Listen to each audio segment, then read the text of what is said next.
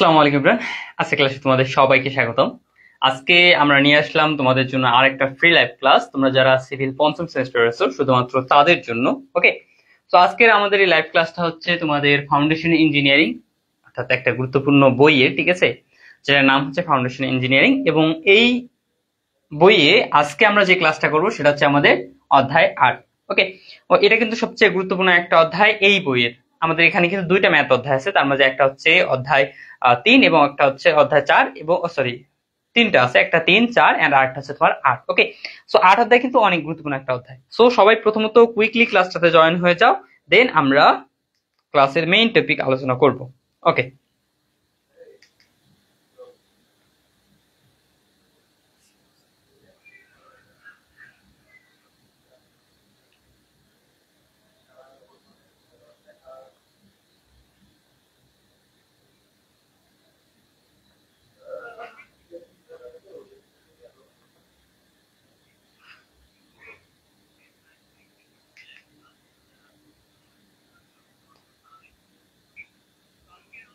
আচ্ছা, যারা যারা লাইভে যুক্ত আছো তারা সবাইকে কেমন আছো কুইকলি সবাই জানাও আমাকে, আমি একটু শেয়ার করে দিই সব জায়গায় এগুলো।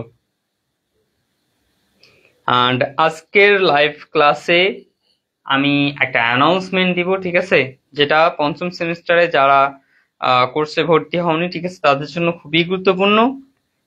অ্যান্ড তাছাড়া ক্লাসটা তো আরো গুরুত্বপূর্ণ, ঠিক আছে। আচ্ছা,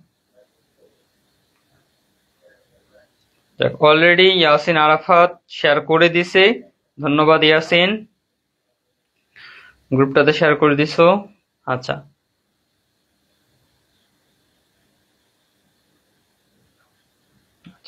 তো সবাই কুইকলি জয়েন হয়ে যাও, এবং তোমরা কে কেমন আছো নাই সেটা একটু আমাকে জানাও। অনেকদিন পর আজকে তোমাদের সাথে সিভিল পঞ্চমের সাথে আমাদের একটা ফ্রি লাইভ ক্লাস, অনেকদিন পর। হ্যাঁ, আচ্ছা, মুস্তাক বলছো আসসালামু আলাইকুম ভাই। ওয়ালাইকুম আসসালাম, কেমন আছেন? এই তো আলহামদুলিল্লাহ। কণ্ঠ কুমার কেমন আছেন ভাই? এই তো আলহামদুলিল্লাহ কণ্ঠ। আচ্ছা, সবাই কমেন্ট করো, ঠিক আছে, সবাই কমেন্ট করো কে কেমন আছো, ঠিক আছে। শরীর স্বাস্থ্য সুস্থ আছে তো নাকি? অনেকদিন পর কিন্তু তোমাদের সাথে লাইভ। আচ্ছা, তোমরা কি কমেন্ট করতেছো নাকি আমি কমেন্ট পাচ্ছি না, কোনটা?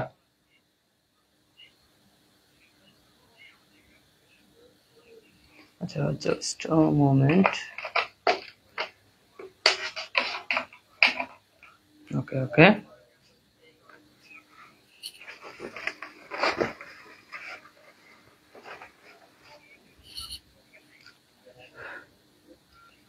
রাধিকা দাস আসসালামু আলাইকুম ভাই। ওয়ালাইকুম আসসালাম, কি অবস্থা সবার? সবাই কেমন আছো?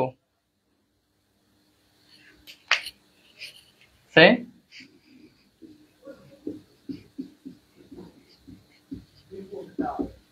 সবাই কেমন আছো এটা একটু জানাও, এন্ড সবাই নিজ নিজ অবস্থান থেকে লাইভটা শেয়ার করো। ওকে, লাইভটা শেয়ার করো নিজ নিজ অবস্থান থেকে। আচ্ছা, দেন নুরুল হুদা আসসালামু আলাইকুম। ওয়ালাইকুম আসসালাম।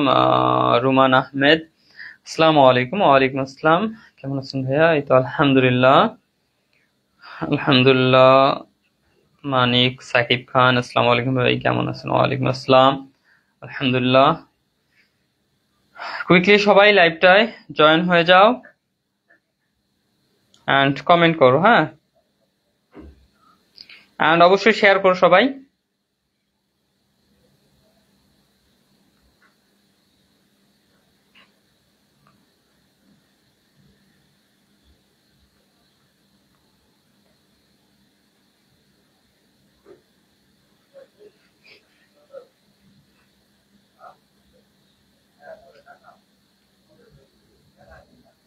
ওকে ওকে,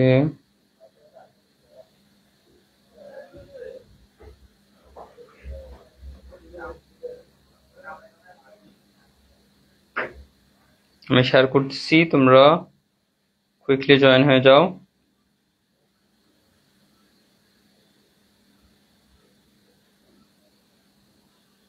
আচ্ছা আচ্ছা,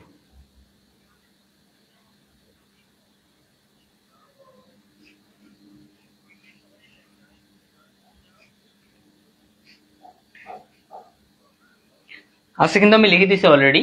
এবারে পরীক্ষা আসার মতো সবচেয়ে গুরুত্বপূর্ণ একটা অধ্যায় কিন্তু এটা, ঠিক আছে।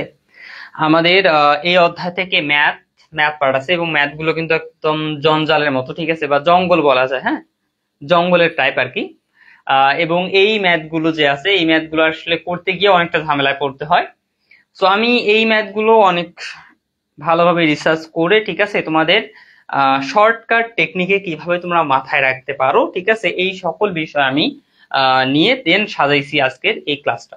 ওকে, জাস্ট কিছু বিষয় পড়াবো, ঠিক আছে, অল্প অল্প পড়াবো, বাট কথা হচ্ছে যা দিব, ঠিক আছে, একদম আগুন, হ্যাঁ, এটা জাস্ট মাথায় রাখো।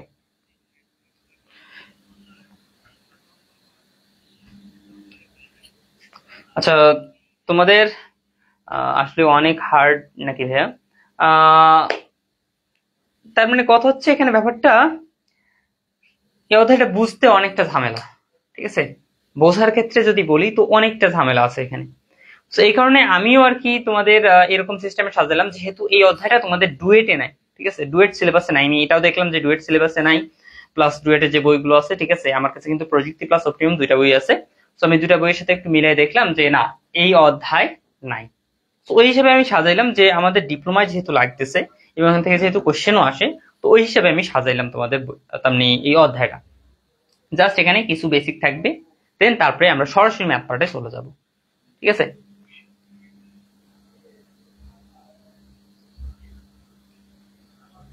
ইফতি মাহমুদ হাফিজ, সাকিব ভাই বিয়ে করবেন কবে? হোক, সময় আসুক, ঠিক আছে, সময় আসুক, দেন দেখা যাবে ওইটা বিষয়। আচ্ছা আচ্ছা, দেন আরেকটা বিষয় যেটা বলছি, ঠিক আছে, তোমরা যারা যারা লাইভ মনে করো শেয়ার করবা, তাদের জন্য আসলে একটা বিশেষ সুখবর থাকবে শেষের দিকে, বাট এখন বলতেছি না। সো শেষের দিকে আবার শেয়ার করে লাভ হবে না, জাস্ট এটা মাথায় রাখো। ওকে, যারা যারা কোর্সে ভর্তি হও নাই, ঠিক আছে, তাদের একটা সুখবর থাকবে। মাসুম আহমেদ হৃদয়। আচ্ছা আচ্ছা, তাহলে কি কি বিষয় এখানে আসতেছে আমরা একটু লিখি। প্রথমত, ঠিক আছে, আলোচ্য বিষয়গুলো কি কি? Sheet pile, কফার dam, sheet pile, তারপরে হলো কফার ড্যাম এবং বাল্ক হেড কি। প্রথম বিষয় হচ্ছে আমাদের এই তিনটা একটু আমরা আইডিয়া নিব কোনটা কি। দেন দ্বিতীয়ত হলো শীট পাইলের প্রকারভেদ।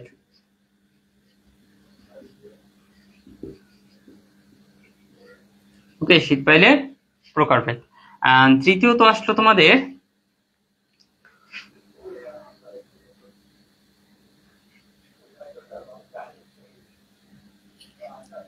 প্রয়োজনীয় সূত্রাদি।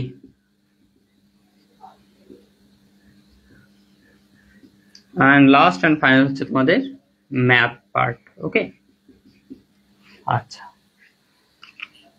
তোমাদের এই ক্লাসের পর আবার আমার মনে করো প্রায় 10:45 দিকে, মেবি 10:45 দিকে আবার আরো একটা লাইভ ক্লাস আছে। সেটা হচ্ছে তোমাদের যারা ছোট ভাইরা আছে সিভিলের, তাদের একটা ক্লাস, সেটা হচ্ছে ফিজিক্স 2। ফিজিক্স 2 এর তাদের আজকে 10 এবং 12 অধ্যায় নেওয়া হবে। আচ্ছা, মুস্তাক বলছো শেয়ার ডান ভাই, ধন্যবাদ মুস্তাক। বাকিরাও তোমরা তোমাদের নিজস্ব জায়গা থেকে শেয়ার করো। ওকে, আচ্ছা, এন্ড পারলে এই যে তোমাদের লাইভটা আছে, এই লাইভটায় তোমাদের যারা ফ্রেন্ড আছে তাদেরকে মেনশন করো, ঠিক আছে, একদম টানা যারাই ফ্রেন্ড আসে তুমি মেনশন চেপে ধরো, দেখবা তোমার অনেক ফ্রেন্ডের নাম চলে আসবে, জাস্ট চাপ দিবা এন্ড মেনশন করে দিবা, ঠিক আছে। এন্ড এছাড়া আরো কাজ করতে পারো, এই লাইভটার লিংক কপি করে তুমি তোমাদের যে গ্রুপ আছে, পার্সোনাল গ্রুপ, ঠিক আছে, কলেজে, ওই গ্রুপেও তোমরা দিতে পারো। আচ্ছা, তো আমরা এখন এইখানে এই বিষয়গুলো আগে বলছি, ঠিক আছে, শীট পাইল কি, কফার ড্যাম কি, বাল্কহেড কি, এই বিষয়গুলো আগে বলছি, ঠিক আছে, দেন তারপর আমরা নিচের দিকে আলোচনা করবো। আচ্ছা, sheet pile. Okay, let's see. Sheet pile ভালোভাবে শুনবা, আমি কিন্তু শেষে কোশ্চেন করবো, হ্যাঁ, শেষে কোশ্চেন করবো। আচ্ছা, শীট পাইল, এটাকে জাস্ট মাথায় রাখো যে মাটিকে ধরে রাখার জন্য শক্তিশালী একটা দেয়াল, ধরে রাখার জন্য শক্তিশালী দেয়াল। শীট পাইল হচ্ছে কি, মাটিকে ধরে রাখার জন্য শক্তিশালী একটা দেয়াল। ঠিক আছে, এটা হচ্ছে আমাদের শীট পাইল। তো এটা একটা আমরা ব্যাখ্যা করতে পারি এরকম ভাবে। মেগা ক্লাস কবে আসবে ভাইয়া? মেগা ক্লাস তোমাদের মোটামুটি আরো হয়তো বা 8-10 দিন পর, ঠিক আছে, 8-10 দিন পর হয়তো তোমাদের মেগা ক্লাস হবে ইনশাল্লাহ। ওকে, বা এর মাঝেও হইতে পারে। তোমাদের ছোট ভাই যারা আছে তাদের আসলে ক্লাস করছে, ক্লাস এখনো মোটামুটি তাদের 5 থেকে 6টার মতো বাকি আছে। সো আমি চেষ্টা করব এই সপ্তাহের মাঝে বা পরের সপ্তাহে 2-1 দিন ক্লাস নিয়ে ওদেরটা শেষ করব। দেন তারপরে মূলত তোমাদের মেগা ক্লাসের জার্নি শুরু হবে, ঠিক আছে ইনশাল্লাহ। আচ্ছা, তুমি কি বললাম যে মাটিকে ধরে রাখার জন্য শক্তিশালী দেয়াল হচ্ছে আমাদের এই শীট পাইল। আচ্ছা, এটা একটা উদাহরণ আমরা দিতে পারি, ঠিক আছে, উদাহরণ একটা দিতে পারি। তো এটা কিরকম, যে মনে করো তুমি একটা জায়গায়, ঠিক আছে, একটা জায়গায় বালি অনেকগুলো জমা করবা, অনেকগুলো বালির একটা স্তূপ করবা। আচ্ছা, একটা নির্দিষ্ট পরিমাণ স্তূপ বা উচ্চতায় আসার পর যতই তুমি বালি দিবা আস্তে আস্তে কি হবে, বালিগুলো কিন্তু আস্তে আস্তে সরে যাবে। সরে যাবে না? যাবে তো। তো এই যে বালি আছে, এই বালিকে যদি আমি একটা নির্দিষ্ট জায়গায় আবদ্ধ করে ধরে রাখতে চাই তাহলে আমাকে কি করতে হবে? অবশ্যই তার চারপাশে আমার একটা নির্দিষ্ট দেয়াল দিতে হবে, ঠিক আছে, নির্দিষ্ট একটা দেয়াল দিতে হবে। তো সেই দেয়ালটা হচ্ছে আমাদের শীট পাইল, ঠিক আছে, ওই দেয়ালটা হচ্ছে আমাদের শীট পাইল। তো শীট পাইল আমার কাঠের হইতে পারে, দেন আমার রডের হইতে পারে, সরি লোহার হইতে পারে, ঠিক আছে, কাঠের হইতে পারে, লোহার হইতে পারে, এরকম বিভিন্ন তেমনি উপাদানের হইতে পারে আমাদের এই শীট পাইলটা। ওকে, তাহলে মাটিকে ধরে রাখার জন্য। আচ্ছা, তো এটা বুঝলাম। দেন এরপর আসলো আমার কফার ড্যাম। কফার ড্যামটাকে আমরা এক কথায় কিভাবে মাথায় রাখতে পারি, সেটা হচ্ছে পানির মধ্যে শুকনো জায়গা। পানির মধ্যে শুকনো জায়গা, ঠিক আছে, পানির মধ্যে শুকনো, এখানে কি আসলো, শুকনো কাজের জায়গা। হ্যাঁ, পানির মধ্যে শুকনো কাজের জায়গা। তো এই বিষয়টা একটু বোঝাই। মনে করো তুমি, আচ্ছা মনে করো করি বাদ, ঠিক আছে, আমরা সাধারণত দেখি কি আমাদের যখন ব্রিজ টিজ তৈরি করা হয়, পানিতে কি করা হয়, অনেকগুলো পিলার কিন্তু পানিতে পড়ে, আবার অনেকগুলো পিলার এমনি মাটির উপরেই পড়ে। তো এই ক্ষেত্রে পানিতে যে পিলার গুলো বসানো হয়, তো ওই পানি থাকা অবস্থায় ওখানে কি কাজ করা সম্ভব? হ্যাঁ সম্ভব, তবে কথা হচ্ছে খুবই কষ্টসাধ্য, ঠিক আছে, খুবই কষ্টসাধ্য। তো এই কাজটাকে সহজ করে কে? এই কভার ড্যাম। কভার ড্যাম মূলত হচ্ছে একটা অস্থায়ী তোমার কাঠামো, যেটা কি করা হয়, তোমার যে জায়গায় মনে করো আমি পিলারটা বসাবো, ঠিক আছে, ব্রিজের পিলারটা মনে করো যে জায়গায় বসাবো, ওই জায়গায় কি করে এই কভার ড্যাম চারপাশে স্থাপন করা হয়, ঠিক আছে, বা কভার ড্যাম তৈরি করা হয়, তৈরি করে মাঝে যে পানিগুলো আছে, ঠিক আছে, সেই পানিগুলো উত্তোলন করে বাইরে ফেলে দেওয়া হয়। তার ফলে কি হয়, মাঝে একটা নির্দিষ্ট জায়গায় তোমার পানি শূন্য থাকে বা শুকনো থাকে, তখন আমি এখানে ইজিলি পিলার বসাইতে পারবো, ঠিক আছে, ইজিলি পিলার বসাইতে পারবো। ওকে, তার মানে এই যে দেখো চারপাশে যে এভাবে তৈরি যে কাঠামোটা, এটাই হচ্ছে তোমার কভার ড্যাম। ওকে, এটাই হচ্ছে কভার ড্যাম। এখন আমি যদি বলি কভার ড্যাম আর শীট পাইলের মাঝে সম্পর্ক কিরকম, কভার ড্যাম আর শীট পাইলের মাঝে সম্পর্ক হচ্ছে যে কভার ড্যাম তৈরিতে অনেক সময় যে এরকম, এটা কভার ড্যাম না, তো এটা তৈরিতে অনেক সময় তোমার শীট পাইল ব্যবহার করা হয়, অনেক সময় শীট পাইল ব্যবহার করা হয়ে থাকে। আচ্ছা, দেন এরপর আসলো আমাদের বাল্ক হেড। হ্যাঁ, বাল্ক হেড। বাল্ক হেডটা কি? বাল্ক হেড হচ্ছে মূলত এমন এক ধরনের দেয়াল, এমন এক ধরনের দেয়াল, এটাও কি এক ধরনের দেয়াল যা যা কি করে আমাদের, যা আমাদের তীর রক্ষা ও ভূমি পুনরুদ্ধারে সাহায্য করে। এটা হচ্ছে কি এমন এক ধরনের দেয়াল যা তীর রক্ষা ও ভূমি পুনরুদ্ধারে সাহায্য করে। আমি কিন্তু এগুলো আসলে তোমাদের প্র্যাকটিক্যালি বোঝার জন্য জাস্ট বলতেছি। ওকে, প্র্যাকটিক্যালি বোঝানোর জন্য বলতেছি এগুলো, তেমনি একদম হুবহু এগুলো যে তোমরা সংজ্ঞায় লিখে দিবা এমনটা না। ওকে, জাস্ট প্র্যাকটিক্যালি বোঝো। দেন তারপরে তোমার বইয়ের সাথে যখন মিলাবা দেখবে যে অনেকটা কিন্তু তোমার ভাষাগুলো তোমার এখানে মিলতেছে না, ঠিক আছে, বাট বিষয়গুলো মিলতেছে। ওকে, আচ্ছা, বাল্কহেড কি এমন এক ধরনের দেয়াল যা তীর রক্ষা ও ভূমি পুনরুদ্ধার করে। আচ্ছা, এটা আবার দুইটা কাজ আছে, ঠিক আছে, দুইটি প্রধান কাজ আছে। নাম্বার 1 হচ্ছে তোমার পিছনের মাটি বা ভূমিকে ধরে রাখা, পেছনের মাটি বা ভূমিকে ধরে রাখা।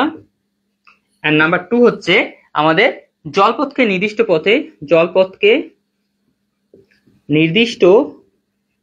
পথে পরিচালিত করা। জলপথকে নির্দিষ্ট পথে পরিচালিত করা। আচ্ছা, এই দুটো একটু বিষয় বোঝাই বাল্কহেড এর মাধ্যমে। বাল্কহেডটা কি, আমাদের ওই যে নদী আছে না, ঠিক আছে, নদীর যে তীর, সেই তীরে আমাদের এই বাল্কহেড কিন্তু বসানো হয় দেয়ালের মতো করে। হ্যাঁ, দেয়ালের মতো করে আমাদের এটা মনে করো নদী যাচ্ছে, সেটা হচ্ছে তীর। তো এই তীরে আমার কি করা হয়, এই যে এখানে মনে করো আমার কি বসানো হলো, দেয়াল বসাইলো, এক ধরনের দেয়াল, যেটাকে আমার নাম ধরেছে বাল্কহেড। ওকে, বাল্কহেড। আবার এই বিষয়টা তো মাথায় রাখতে পারো, এই বাল্কহেড তৈরিতে অনেক সময় শীট পাইল ব্যবহার করা হয়ে থাকে বা ব্যবহার করা হইতে পারে। ওকে, এখানে এই বাল্কহেড তৈরিতেও শীট পাইল ব্যবহার করা হইতে পারে। আচ্ছা, তো এখন এই যে বাল্কহেড কিভাবে এই দুইটা কাজ করতেছে দেখো। বাল্কহেড যেটা আছে এটা কিন্তু নদী, এখানে কি আছে, মাটি, পাশেও মাটি আছে। তো এই যে বাল্কহেড কি করতেছে, আমাদের পিছনের যে মাটি বা ভূমি আছে সেটাকে ধরে রাখতেছে, পিছনের মাটি বা ভূমিকে প্রথমত ধরে রাখতেছে। এন্ড এই যে পানি আছে, এই পানিটাকে একটা নির্দিষ্ট পথে পরিচালিত করতেছে। ঠিক আছে না? তো এই দুটো হচ্ছে আমাদের বিষয়। ঠিক আছে, তো এটা sheet pile, cofferdam, and এটা হচ্ছে তোমাদের কি বাল্কহেড। আচ্ছা, এখন আমি যদি তোমাকে একটা কোশ্চেন করি, ঠিক আছে, আমি যদি মনে করো তোমাকে একটা কোশ্চেন করি। ওকে, যদি মনে করো একটা নদীর তীর আছে, হ্যাঁ, নদীর তীর কি হচ্ছে বা পার ভাঙতে শুরু করছে, নদীর পাড়টা আমার ভাঙতে, আমি কিন্তু কোশ্চেন করতেছি, অ্যান্সার দিন। একটা নদীর পার মনে করো তোমার ভাঙতে শুরু করছে বা ভাঙতেছে, সো ওই ক্ষেত্রে তুমি ওই পাড়টাকে রক্ষা করতে সেখানে কোন কাঠামো নির্মাণ করবা? অপশন 3টা, কোন কাঠামো নির্ণয় করবা? এন্ড দেন কোশ্চেন টু হচ্ছে যে নদীর মাঝে তোমার কি করতে হবে, একটা পিলার মনে করো তোমাকে তৈরি করতে হবে।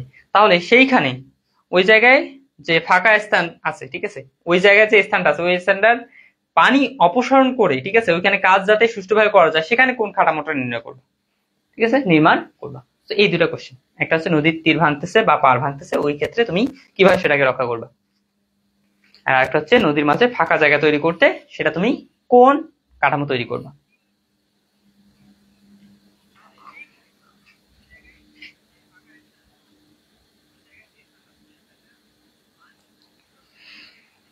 শাহরিয়ার, নির্জন, স্যার, আসসালামু আলাইকুম। ওয়ালাইকুম আসসালাম।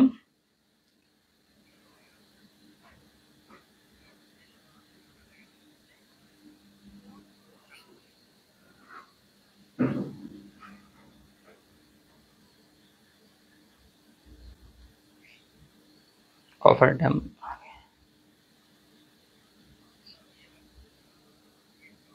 ঠিক আছে, আমার কিন্তু কোশ্চেন দুইটা, ঠিক আছে। তো কোশ্চেন 1 এর আগে অ্যান্সার দিবা, দেন কোশ্চেন 2 এর অ্যান্সার দিবা পরে। ওকে, আচ্ছা। আব্দুল্লাহ সাহেব বলছো বাল্কহেড, নদীর তীর ভাঙলে বাল্কহেড। আর মোহাম্মদ মানিক বলছো কফার ড্যাম আগে। আচ্ছা, কফার ড্যাম আগে, দেন হৃদয়নাথ শীট পাইল। আচ্ছা, শীট পাইল। ওকে, দেন বাকিরা কমেন্ট করো দেখি, তোমরা যে এতক্ষণ যে আমি বুঝাইলাম কি বুঝছো, এতে বোঝা যাবে এখন।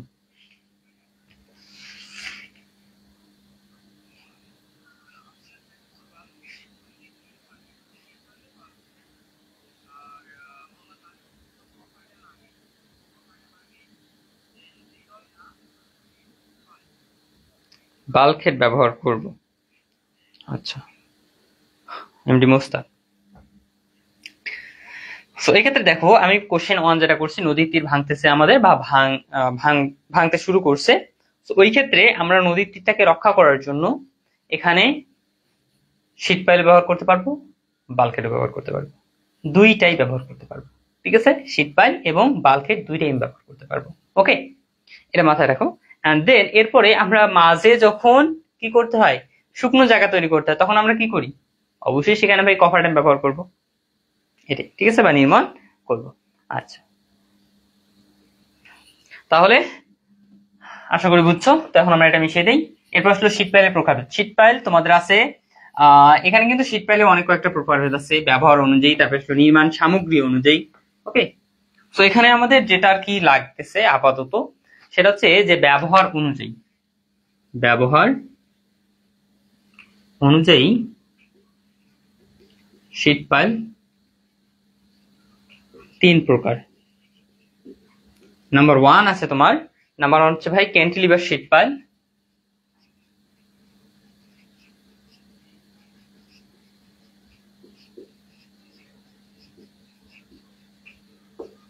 নাম্বার 2 হচ্ছে অ্যাঙ্কর্ড শীট পাইল।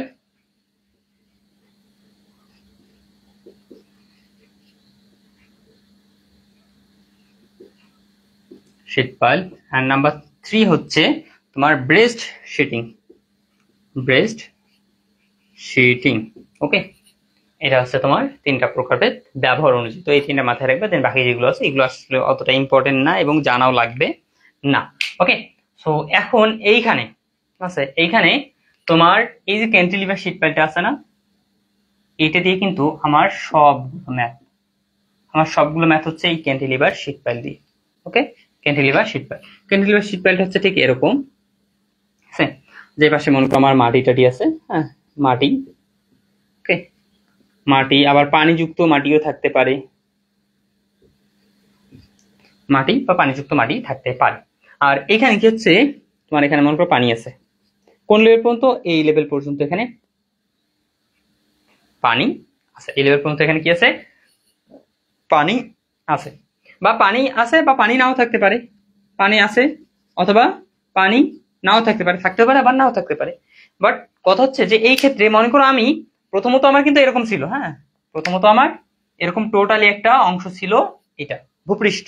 দেন আমি কি করছি, এখানে এটাকে খনন করছি কোন গভীরতা পর্যন্ত? এই গভীরতা পর্যন্ত। তার মানে এই অংশটুকু খনন করছি।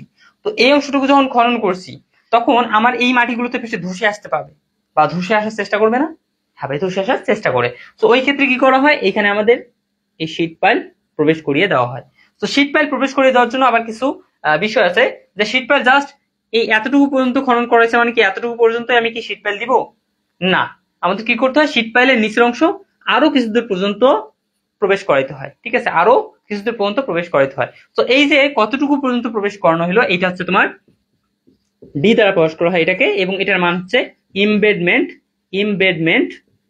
দৈর্ঘ্য। ঠিক আছে, এটাকে বলা হয় শীট পাইলের ইমবেডমেন্ট দৈর্ঘ্য। ঠিক আছে, আচ্ছা এটা হচ্ছে শীট পাইলের ইমবেডমেন্ট দৈর্ঘ্য, অর্থাৎ যতটুকু খনন করা হয়েছে জাস্ট অতটুকুতে আমার শীট পাইলটা দেওয়া হয় না, তারও নিচে কিছু দূর দৈর্ঘ্য পর্যন্ত আমাদের কি করা হয়, শীট পাইলকে প্রবেশ করিয়ে দেওয়া হয়। এবং এই যে কতটুকু দৈর্ঘ্য বরাবর বা কতটুকু দৈর্ঘ্য পর্যন্ত এটাকে আমার প্রবেশ করিয়ে দেওয়া হয়, ওইটা হচ্ছে ইমবেডমেন্ট দৈর্ঘ্য। ওকে, যদি ম্যাথ থাকে ম্যাথ করেন ভাই। হ্যাঁ, ম্যাথ করানোর জন্য মূলত আমি এই বিষয়টা বোঝাচ্ছি, ইমবেডমেন্ট দৈর্ঘ্য এইটা নির্ণয় হবে তোমার এখানে ম্যাথ পার্টের মূল বিষয়। ওকে, দেন কোন শীট পাইলের ব্যবহার হবে, এখানে ম্যাথ হবে তোমার এই ক্যান্টিলিভার শীট পাইলেরই ম্যাথ হবে। ঠিক আছে, ক্যান্টিলিভার শীট পাইলের ম্যাথ হবে। আচ্ছা, তাহলে এখন আমরা এরপরে এই যে তোমার যে রেখা পর্যন্ত তোমার আসলে মাটিটা কাটা হয়, সেই রেখাটাকে আসলে বলা হয় ড্রেজ লাইন। যে রেখা বরাবর বা যে রেখা পর্যন্ত তোমার মাটি খনন করা হবে সেটা হচ্ছে ড্রেজ লাইন। এন্ড দেন যে গভীরতা পর্যন্ত মাটি খনন করা হয় সেটাকে বলা হয় খনন গভীরতা। ওকে, আচ্ছা আর কিছু আছে এখানে, আর এটা কিন্তু হচ্ছে তোমার শীট পাইলটা, হ্যাঁ এটা হচ্ছে শীট পাইলটা। ওকে, না এই পর্যন্তই। ঠিক আছে, এখন আমরা সরাসরি ম্যাথ পার্টের দিকে এগিয়ে যাই। ওকে, তো আমরা এই জন্য কি করব, প্রয়োজনীয় সূত্রাদি লিখবো আগে, সেগুলো সব মিশিয়ে দিই। এখন এগুলোর দরকার নাই।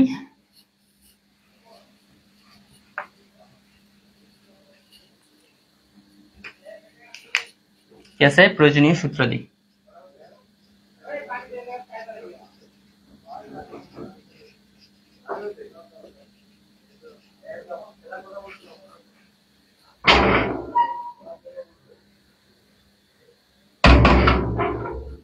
প্রয়োজনীয় সূত্রাদি। আচ্ছা, প্রয়োজনীয় সূত্রাদি এখানে মেইন যে সূত্র আছে, ঠিক আছে মেইন সূত্র আমরা এখানে একটা মাথায় রাখবো, দেন বাকি যে সূত্রগুলো আছে সেগুলোকে আমরা সাইড সূত্র হিসেবে মুখস্থ রাখবো। ওকে, সো এখানে মেইন সূত্র বা ফর্মুলা সেটা হচ্ছে কি, যে ইমবেডমেন্টের গভীরতা, আচ্ছা এটা বাদ দেই, ইমবেডমেন্টের গভীরতা ডি নির্ণয়। সো ডি নির্ণয়ের জন্য যে ইকুয়েশনটা তোমাদের মাথায় রাখতে হবে, বিশাল একটা ইকুয়েশন, সো মাথায় রাখতে হবে, কিছু করার নাই। ওকে, এটা হচ্ছে D square 4c minus Q. গতবার কিন্তু এখান থেকে কোশ্চেন আসেনি, তেমনি এবার আসার সম্ভাবনা কিন্তু অনেকটা আছে। D square 4c minus Q minus এখানে আছে 2d আর এ, এখানে আছে তারপরে কি আছে মাইনাস মাইনাস এখানে আছে তোমার 12cy বার প্লাস আর এ, আর নিচে আছে 2c প্লাস কিউ ইকুয়াল 0। এটা হচ্ছে মূলত আমার ডি নির্ণয়ের ফর্মুলা। ওকে, এখান থেকে ডি এর মানটা বের করতে হবে। এর টোটালি হচ্ছে একটা ফর্মুলা, জাস্ট একটা ফর্মুলা, এবং এটা হচ্ছে মেইন। এরপরে আবার এখানে এই যে কিউ নির্ণয়ের জন্য ফর্মুলা আছে, আর এ নির্ণয়ের জন্য ফর্মুলা আছে, এই কিউ নির্ণয়ের ফর্মুলা আছে, এই ওয়াই বার নির্ণয়ের আবার ফর্মুলা আছে। ঠিক আছে, তো এখানে কোনটা দ্বারা কি বোঝায় সেগুলো একটা আমরা এই সাইডে লিখি আগে। আমি যেভাবে লিখতেছি ঠিক ওইভাবে তুলে নাও তোমরা। ওকে, যেভাবে লিখতেছি ওইভাবে তুলে নাও। আচ্ছা, লাইভ কটা পর্যন্ত চলবে? লাইভ বেশিক্ষণ চলবে না, ঠিক আছে। আমি আগে এগুলো লিখে দিব, দেন তারপরে সরাসরি একটা ম্যাথে যাব, ওই ম্যাথটা করাবো। দেন এখানে আসলে দুই টাইপের ম্যাথ আছে। প্রথম টাইপের ম্যাথটা আসলে আসার সম্ভাবনা বলে সবচেয়ে বেশি, আর দ্বিতীয় টাইপের যে ম্যাথটা আছে সেটা একটু বড় হয় এবং একটু জটিল টাইপ। সো ওইটা আবার কি, যে তোমার পরীক্ষায় অত বেশি আসার সম্ভাবনা নাই। ঠিক আছে, পরীক্ষা অত বেশি আসার সম্ভাবনা নাই, দিলে আর কি সহজ টাইপটাই দিবে। সহজ টাইপেতে এমনিতে যে ঝামেলা, সো কঠিন টাইপ দিলে তো আরো তেমনি বাসের উপর বাস। ঠিক আছে, বাস স্কোয়ার হয়ে যাবে তোমাদের। আচ্ছা, এখানে তোমার ডি তে তো আমরা জানি যে এমবেডমেন্টের গভীরতা, তো এটা লিখতেছি না। দেন এরপর আসে সি। সিটা কি, সিটা একটু লিখি। হ্যাঁ, আচ্ছা আমি লিখছি সবকিছু। সি হচ্ছে মূলত নিচের স্তরে, ঠিক আছে,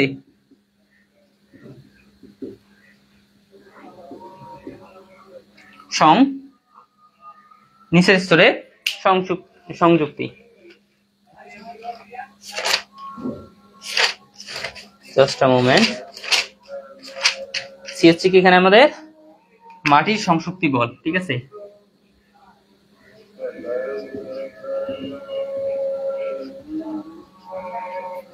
দেন এরপরে কি আছে সি, দেন এরপর আসলো কিউ। কিউটা হচ্ছে মূলত আমার কিউটা হচ্ছে ড্রেজ লাইন বা ড্রেজ রেখা বরাবর উলম্ব চাপ। আচ্ছা, দেন এরপর আসলো ডি আর এ। এখানে আর এটা হিসেবে তোমার মাথায় রাখবা যে লব্ধি বল। ঠিক আছে, লব্ধি বল, জাস্ট আর ইকুয়াল মাথায় রাখবা যে লব্ধি বল বা লব্ধি চাপ। ওকে, এখানে তোমরা কোথাও দেখবা যে মোট ধাক্কা বল দেয়া আছে, আবার কোথাও দেয়া আছে তোমাদের কি দেয়া আছে আমি একটু দেখি। আর এ দেওয়া আছে তোমার মাটির সক্রিয় চাপের লব্ধি। তো আমরা ওসব মাথায় রাখবো না, জাস্ট লব্ধি। ওকে, লব্ধি বল। আচ্ছা, দেন এরপর আসলো সি, তো আমরা পাইছি ওয়াই বার। ওয়াই বারটা কি, ওয়াই বারটা হচ্ছে মূলত ড্রেজ লাইন থেকে লব্ধি পর্যন্ত দূরত্ব। ড্রেজ লাইন হতে লব্ধি পর্যন্ত উলম্ব দূরত্ব দিই। হ্যাঁ, আচ্ছা আমি একটু পর জাস্ট চিত্রের মাধ্যমে সবগুলো বিষয় আবার একটু দেখাই দিব। হ্যাঁ, কোনটা কি। দেন এরপর আসলো 2c কিউ। আচ্ছা, আর কিছু নেই এইখানে আপাতত এইটাই। দেন এরপরে তোমার সাইড সূত্র আছে। ঠিক আছে, সাইড সূত্র আবার আছে তোমার মোটামুটি 5টার মতো। হ্যাঁ, আচ্ছা, ফার্স্ট অফ অল এখানে আমরা এই আর এটা দেখি। হ্যাঁ, আর এর ফর্মুলা যদি দেখি, আর ইকুয়াল হচ্ছে তোমার কি রে, দেখি লেটস সি। আচ্ছা না, প্রথমত আমরা ওয়াই বারটা নির্ণয় করি। ঠিক আছে, ওয়াই বার ইকুয়াল এখানে আছে half PA into H by 3। By এখানে আসলো পি, সরি আর এ। ওকে, আর এ। আচ্ছা, এটা হচ্ছে তোমার ওয়াই বার নির্ণয়ের formula. Okay, and y bar নির্ণয়ের জন্য আরো একটা নোট আছে নিচে, ঠিক আছে? ওই নোটটার মাধ্যমে আবার কি তোমার প্রথম টাইপের ম্যাথ গুলো এক লাইনে, ঠিক আছে, বা একটা ওয়ার্ডের মাধ্যমেই শিখে যাবা। সেটা হচ্ছে স্ট্রাকচার মেকানিক্সের 6 অধ্যায়, ঠিক আছে? জাস্ট একটা ওয়ার্ড বলবো, তাদের শিখে যাবা। তো এই সূত্র তখন মনে রাখতে হবে না। আচ্ছা, দেন এরপরে নাম্বার 2 কি আছে? নাম্বার 2 হচ্ছে তোমার আর এ। এখন দেখো তো এখানেই আবার কি আসতেছে, একটা জিনিস আর এ আসতেছে, তাহলে আমাদের আর এর মানও বের করতে হবে। সো আর এর মান নির্ণয়ের ফর্মুলা হচ্ছে হাফ ইন্টু ভূমি ইন্টু উচ্চতা, ঠিক আছে? হাফ ইন্টু ভূমি গুণ উচ্চতা কেন বললাম, ঠিক আছে? এটা আমি চিত্রে যখন বলবো তখনই ক্লিয়ার হয়ে যাবে। ওকে, সো এটা আমাদের পি এ এবং এটা হচ্ছে এইচ। আচ্ছা, এখন এখানে দেখো পি এ একটা বিষয় আসছে, এইচ একটা বিষয় আসছে। তো P A H, P A এবং এইচ কি এটা কি আমরা জানি? না ভাই, একটু লিখে ফেলি। পি এ হচ্ছে মূলত আমার উপরের স্তরে, ঠিক আছে, উপরের স্তরে মাটির সক্রিয় চাপ, সক্রিয় চাপ। আচ্ছা, দেন এরপর আসলো এইচ। এইচ হচ্ছে মূলত আমার ড্রেজ লাইন পর্যন্ত গভীরতা, ড্রেজ লাইন পর্যন্ত গভীরতা। ওকে, দেন এরপর কি আছে? এখানে তো আপাতত কিছু নাই। দেন এরপর আবার পরের সূত্রে আসি। আচ্ছা, এখন এইখানে দেখো আমরা আর এ পাইলাম, ওয়াই বার পাইলাম। এখন পি এ একটা টপিক এখানে চলে আসছে। সো পি এ টপিকটা কি এটা একটু বের করি, ঠিক আছে? পি এ টপিকের সূত্র হচ্ছে কে ইন্টু গামা ইন্টু এইচ, কে গামা এইচ, কে গামা এইচ। এখানে কে বলতে কি কে এ, ওকে, কে এ। আচ্ছা, দেন এখন এখানে কে এ কি বোঝায়, গামা কি বোঝায়, এটা একটু দেখি। আচ্ছা, এখানে কে এ যেটা আছে তোমার, ঠিক আছে, কে এটা হচ্ছে কি ভাই তোমার এখানে সক্রিয় চাপের, ঠিক আছে? এখানে কে হচ্ছে তোমার সক্রিয় চাপের সহগ, সক্রিয় চাপের সহগ। এরপর আসলো গামা। গামাটা হচ্ছে কি তোমার, গামাটা হচ্ছে মূলত ভাই শুকনো মাটির একক ওজন, শুকনো মাটির একক ওজন। আচ্ছা, দেন এরপর কি আছে? এখানে আপাতত কিছু নেই। দেন এরপর 4 নাম্বার সূত্র কি আছে তোমার? এই যে দেখো, এখন কি লাগে, আরেকটা কিউ লাগে। তো কিউ এর ফর্মুলা কি? কিউ কল হচ্ছে gamma H, Q call gamma H, যেখানে গামা হচ্ছে কি তোমার শুকনো মাটির একক ওজন, এন্ড এইচ তো আমরা জানি, ঠিক আছে? এইচ তো আমরা কি জানি। আচ্ছা, তো এইগুলো হচ্ছে সূত্র। ওকে, এখন এই বিষয়গুলো আমরা একটু চিত্রের মাধ্যমে বুঝি। ওকে, চিত্রের মাধ্যমে। তো চিত্র তোমার দেয়া থাকবে, আসলে চিত্র ওরকম ভাবে বোঝার দরকার নেই, জাস্ট চিত্র দেয়া থাকবে। ওই চিত্র আমরা টেকনিক অনুযায়ী ওই সূত্র থেকে আসলে চিত্র থেকে আমরা সূত্রগুলো একটু মাথায় রাখতে পারি টেকনিক অনুযায়ী। হ্যাঁ, তো চিত্রটা দেয়া থাকবে তোমার এরকম। এটা কিন্তু আমাদের কি ক্যান্টিলিভার শীট, ঠিক আছে? এটা আমাদের ড্রেজ লাইন ছিল। হ্যাঁ, ড্রেজ লাইন। দেন এরপরে এখানে এই যে এটা একটা তোমার আসলে সক্রিয় চাপের রেখা দেওয়া আছে। দেন এরপরে এটা এখান থেকে এই পাশে, দেন আবার দেয়া আছে কিরকম, যে থাকবে তোমার এখান থেকে এরকম পর্যন্ত। ওকে, এরকম ভাবে চিত্র দেয়া থাকবে। আচ্ছা, এখান থেকে এই পর্যন্ত জানো কি আমাদের, এটা থেকে এই পর্যন্ত হচ্ছে আমাদের গভীরতা এইচ। আচ্ছা, দেন এরপরে এইখানে এই জায়গায় এখান থেকে এই পর্যন্ত যে ক্রিয়ারত বলটা আছে সেটা হচ্ছে আমাদের P A. R P A মানে কি জানো রে? উপরের স্তরে মাটির সক্রিয় চাপ, তার মানে এখানে সক্রিয় চাপ। আচ্ছা, এখানে উপরের স্তরে না লিখে আমাদের লেখা যায় কি, যে ড্রেজ লাইনে, ড্রেজ লাইনে মাটির সক্রিয় চাপ, ড্রেজ লাইনে মাটির সক্রিয় চাপ। আমি কি লিখছি এখানে দেখি? হ্যাঁ, ঠিক আছে। দেন এরপরে আর কি আছে? এটা তো এইচ গেল, এটা গেল পি এ। আর কিছু আছে? হ্যাঁ, এই যে এইখানে এটা আমার ড্রেজ লাইন না? এই ড্রেজ লাইনে আবার এখানে মাটি যেটা আছে, ঠিক আছে, মাটি, ড্রেজ লাইনে মাটির কি আছে? এখানে তোমার উলম্ব চাপ আছে, মাটির উলম্ব চাপ। সেই চাপটাকে আসলে আমাদের কিউ বলা হয়। অর্থাৎ এই যে ড্রেজ রেখা বরাবর উলম্ব চাপ, এখানে এই যে ড্রেজ রেখা বা খনন রেখায় আমাদের মাটির যে চাপটা পড়ে সেই চাপটাকে আমাদের ধরা হয় কিউ, সেই চাপটাকে আমাদের কি ধরা হয়? কিউ। এবং কিউ এর ফর্মুলা কি? Gamma H, gamma H. আচ্ছা, মাথায় রাখবা।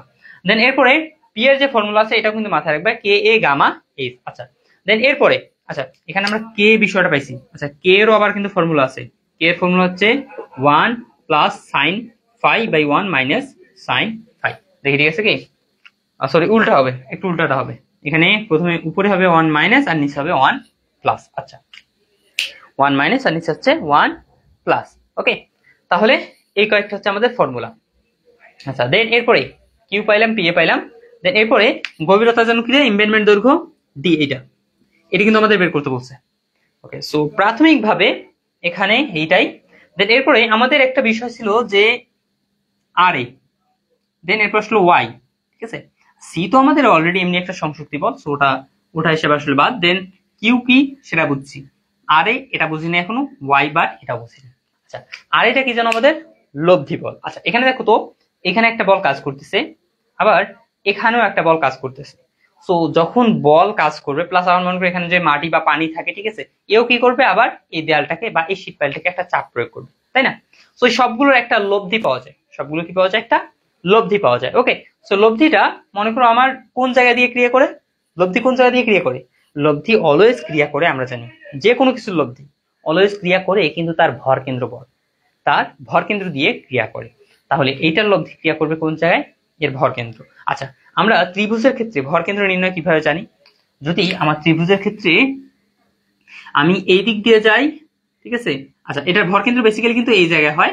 তো আমরা যখন এখান থেকে এতটুকু যাই, এই দিক দিয়ে যাই, তখন কিন্তু হয় দূরত্বের 1/3, আর যদি এই দিক দিয়ে আসি তখন কিন্তু হয় দূরত্বের 2/3। ঠিক সেম এদিক দিয়ে যদি যাই তাহলে 1/3, এদিক দিয়ে আসলে 2/3, ঠিক আছে। তো আমরা এখানে দেখো তো আমরা কি করতেছি, আমাদের এখান থেকে আমি মনে করো তোমার এইখানে কিন্তু আমার এই লব্ধি বলটা কাজ করবে, হ্যাঁ। তো এদিকে মনে করো লব্ধি বলটা আমার কাজ করতেছে কি, আর এই লব্ধি বল আর এখানে ক্রিয়া করবে, ঠিক আছে। লব্ধি বল আর এখানে আমাদের ক্রিয়া করতেছে। বিয়েটাকে এই পাশে না দিই, এই জায়গায় দিই, ঠিক আছে, নয়তো আর এটা একটু ঝামেলা হচ্ছে। আর এ ওকে, তাহলে এই যে লব্ধি বল এখানে ক্রিয়া করতেছে, এই লব্ধি বল আমার এখান থেকে এই লব্ধি বল পর্যন্ত দূরত্ব যেটা, এটাই কিন্তু হচ্ছে আমার ওয়াই বার, ঠিক আছে। এটাই হচ্ছে আমার ওয়াই বার, এটাই হচ্ছে আমার ওয়াই বার। এখন ওয়াই বার মানে কি, দেখো ত্রিভুজের ক্ষেত্রে ওয়াই বার হচ্ছে আমার 1/3, উচ্চতার 1/3 বা প্রস্থের 1/3। তো উচ্চতা যদি আমার এইচ হয়, তাহলে এখানে ওয়াই বারের মান কত, একবারে কিন্তু চলে আসতেছে। তোমার ওয়াই বারের মান ভাই হচ্ছে তোমার উচ্চতার 1/3, তার মানে এইটা, এটা কিন্তু ডান হয়ে যাচ্ছে। তার মানে এই টোটাল সূত্র, এত সূত্র মুখস্থ রাখার দরকার আছে না ভাই, এই টোটাল সূত্র মুখস্থ রাখা কিন্তু দরকার হচ্ছে না, জাস্ট এটা দিয়ে কিন্তু আমরা বের করে ফেলতে পারি। ওকে, তাহলে ওয়াই বার কিন্তু আমরা এই ফর্মুলা দিয়ে ইউজ করতে পারি, ঠিক আছে। এটা কখন, যখন এরকম দুইটা, উপরে একটা স্তর মাটির এবং নিচে আরেকটা স্তর, যখন দুইটা স্তর থাকবে তখন কিন্তু আমরা এই সিম্পলি ভর কেন্দ্রের সূত্র অ্যাপ্লাই করে কাজ করতে পারি।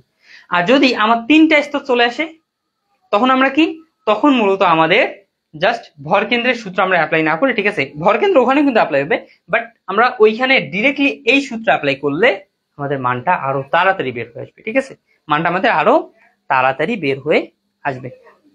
আচ্ছা Simon Khalid theory of structure এর ক্লাস কবে নিবেন, সাইমন খালিদ 7-8 ইউনিট এর। আচ্ছা তোমাদের 7-8 ইউনিটের ক্লাস কয়েকদিন লেট হবে, হয়তো বা তোমাদের 3-4 দিন লেট হবে আরো, হ্যাঁ 3-4 দিন হয়তো বা লেট হবে। আচ্ছা আশা করি বুঝতে পারছো। সো এটা একটা নোট লিখে রাখতে পারো যে যখন দুইটা স্তর থাকবে, ঠিক আছে, 2 স্তর কাজ হবে মাটির, তখন মূলত আমরা সরাসরি ভর কেন্দ্রের সূত্র অ্যাপ্লাই করে আমরা কি করতে পারি, ওয়াই বারের মান বের করতে পারি। আর যদি 3টা স্তর চলে আসে তখন মূলত আমরা সেখানে এরকম এই সূত্র দিয়ে কাজ করতে পারি। আচ্ছা আর কিছু, আচ্ছা এটা তো সরাসরি মুখস্থ, এটাও মুখস্থ, এটাও মুখস্থ। দেন এই আর এ যেটা আছে, ঠিক আছে, এই লব্ধিটা আর এ, এটা মান বের করার জন্য একটা টেকনিক অবলম্বন করতে পারো, সেটা হচ্ছে কি হাফ ইন্টু ভূমি গুণন উচ্চতা, অর্থাৎ উপরের স্তরে কিন্তু এটা লব্ধি, লব্ধিটা কি উপরের স্তরে। তাহলে এখানে আমি যদি উপরের স্তরটা বলি, উপরের স্তরটা কি দেখো তো একটা ত্রিভুজ, তো ত্রিভুজের ক্ষেত্রফল নির্ণয়ের ফর্মুলা কি জানি, হাফ ইন্টু ভূমি গুণন উচ্চতা। আচ্ছা হাফ ইন্টু ভূমি কি এখানে দেখো তো পি, উচ্চতা কি এখানে এইচ, ডান, আর এর মান এভাবে তোমার মনে রাখবে। ওকে, আচ্ছা দেন এটা তো আমি বলে দিলাম যদি দুইটা স্তর হয় তাহলে একদম সরাসরি এতটুকু সূত্র, তার মানে এইগুলো কি অনেকটা ইজি হয়ে গেল এখন। আচ্ছা এখন এটা ক্লিয়ার কিনা এটা একটু আমাদের কনফার্ম করো, ঠিক আছে, ঠিক আছে, এটা ক্লিয়ার কিনা সেটা একটু আমাকে কনফার্ম করো। হাসানুল ইসলাম রবি ভাই ফার্স্ট ক্লাস কবে হবে, আর তাহলে ফার্স্ট সেমিস্টার ক্লাস ইনশাল্লাহ আগামী কাল হওয়ার সম্ভাবনা আছে। ওকে আগামীকাল। তোমাদের একটা বিষয় আসলে জিজ্ঞেস করা আছে, সেটা আমি বা একটা বিষয় জানানো আছে, সেই বিষয়টা তোমাদের গ্রুপে ইনশাল্লাহ জানাই দিব। সেটা ক্লিয়ার কিনা সবাই একটু জাস্ট ছোট্ট একটা শব্দ ওকে ব্যবহার করে আমাকে জানাই দাও। ওকে, যদি বুঝে থাকো, ক্লিয়ারলি বুঝে থাকো, তাহলে জাস্ট একটা ওকে এই কথাটা লেখো। হ্যাঁ,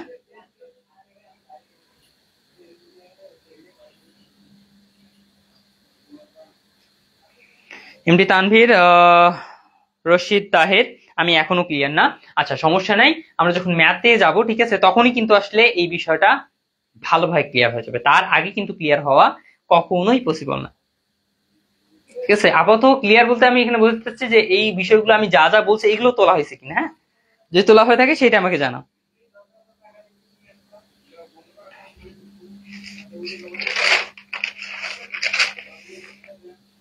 এখন আমরা একটা ম্যাথ করব, সেটা হচ্ছে টেকনিক্যাল বইয়ের উদাহরণ 3। টেকনিক্যাল বইয়ের উদাহরণ 3 এই ম্যাথটা আমরা করব।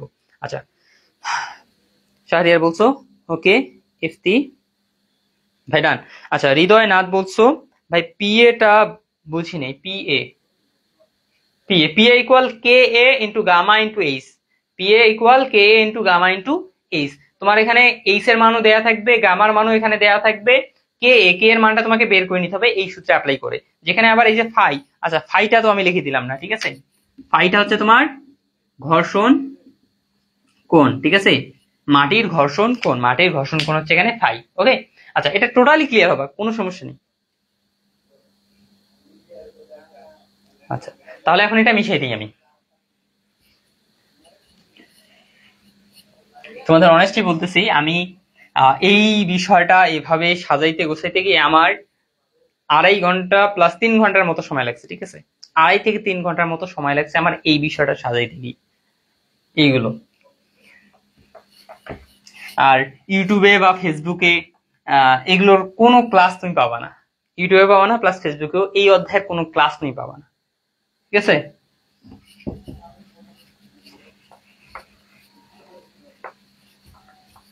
আচ্ছা দেন এখন ম্যাথ। ইউটিউবে বা ফেসবুকে খুঁজে দেখছো কি এই অধ্যায়ের ক্লাস ক্লাস আছে না নাই?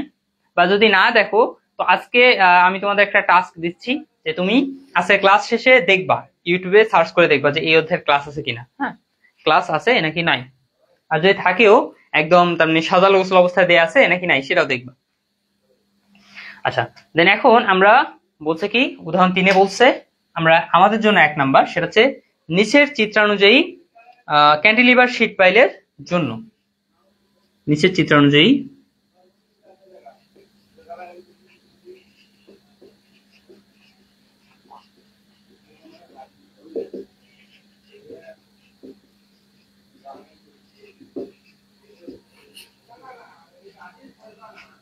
এমবেডমেন্ট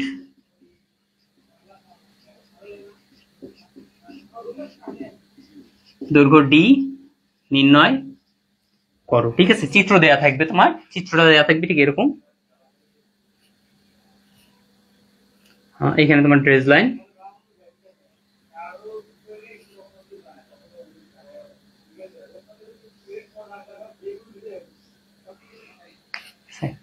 দেন এরকম দেয়া আছে। ঠিক আছে, চিত্র দেয়া থাকবে এরকম।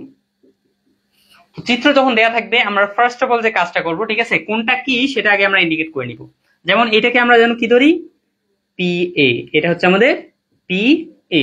তারপর ঠিক এই জায়গায় যেন আমাদের কি কাজ করে, আর এ কাজ করে ভাই, এখানে আমাদের কাজ করে আর এ, এবং এতটুকু দূরত্ব যেন আমাদের কি ওয়াই বার। আচ্ছা দেন এইটা যেন আমাদের কি, এই রেখাটা হচ্ছে আমার ড্রেস লাইন। হ্যাঁ, এই রেখাটা হচ্ছে আমাদের ড্রেস লাইন। আচ্ছা, ড্রেস লাইন। এরপর এই টোটাল গভীরতাটা যেন কি দেন টোটাল, আচ্ছা এখানে আমি চিহ্নিত করি, টোটাল গভীরতা হচ্ছে আমাদের এইচ। আচ্ছা দেন এরপর এখান থেকে এই পর্যন্ত গভীরতাটা যেন কি ডি। আচ্ছা দেন এরপরে আর কি আছে, এখানে কোশ্চেনে দেওয়া আছে তোমাদের যে এখানে গামার মান হচ্ছে 16 কিলোনিউটন পার মিটার কিউব, এখানে গামা হচ্ছে 16 কিলোনিউটন পার মিটার কিউব। আচ্ছা দেন এরপরে আসলো এখানে ফাই এর মান হচ্ছে 30 ডিগ্রি, এন্ড এরপরে আচ্ছা এখানে এইচ এর মান তো দেয়া আছে রে, এইচ এর মান কত দেয়া আছে, 5 মিটার দেয়া আছে, তো আমি এখানে আবার এইভাবে লিখলাম কেন 5 মিটার। আচ্ছা দেন এরপরে নিচে আবার দেয়া আছে তোমার গামার মান তার নিচের এটা হচ্ছে মাটির আর এক অংশ, এটা হচ্ছে মাটির এক অংশ। আচ্ছা, নিচের জন্য এখানে গামা হচ্ছে 19 kilo newton per metre cube. Then C এর মান দেয়া আছে, সি হচ্ছে 55 kilo newton per metre square and phi দেওয়া আছে তোমার 0 ডিগ্রি। আচ্ছা, ফাই হচ্ছে 0 ডিগ্রি। আচ্ছা, এখন কথা হচ্ছে ভাই, আচ্ছা হ্যাঁ আরেকটা বিষয় আছে, সেটা হচ্ছে এই জায়গায় যে ক্রিয়ারত বলটা আছে সেটার জন্য আমাদের কি কিউ। ওকে, কিউ। তো এটা হচ্ছে আমাদের চিত্র। আচ্ছা, এখন এইখানে ভাই কথা হচ্ছে যে আমার এটা মাটির একটা অংশ, এটা একটা মাটির অংশ, আমি বুঝলাম, বাট এটা কোন মাটিকে নির্দেশ করতেছে, এটা কোন মাটিকে নির্দেশ করতেছে, ঠিক আছে, এটাও তোমাকে বুঝতে হবে।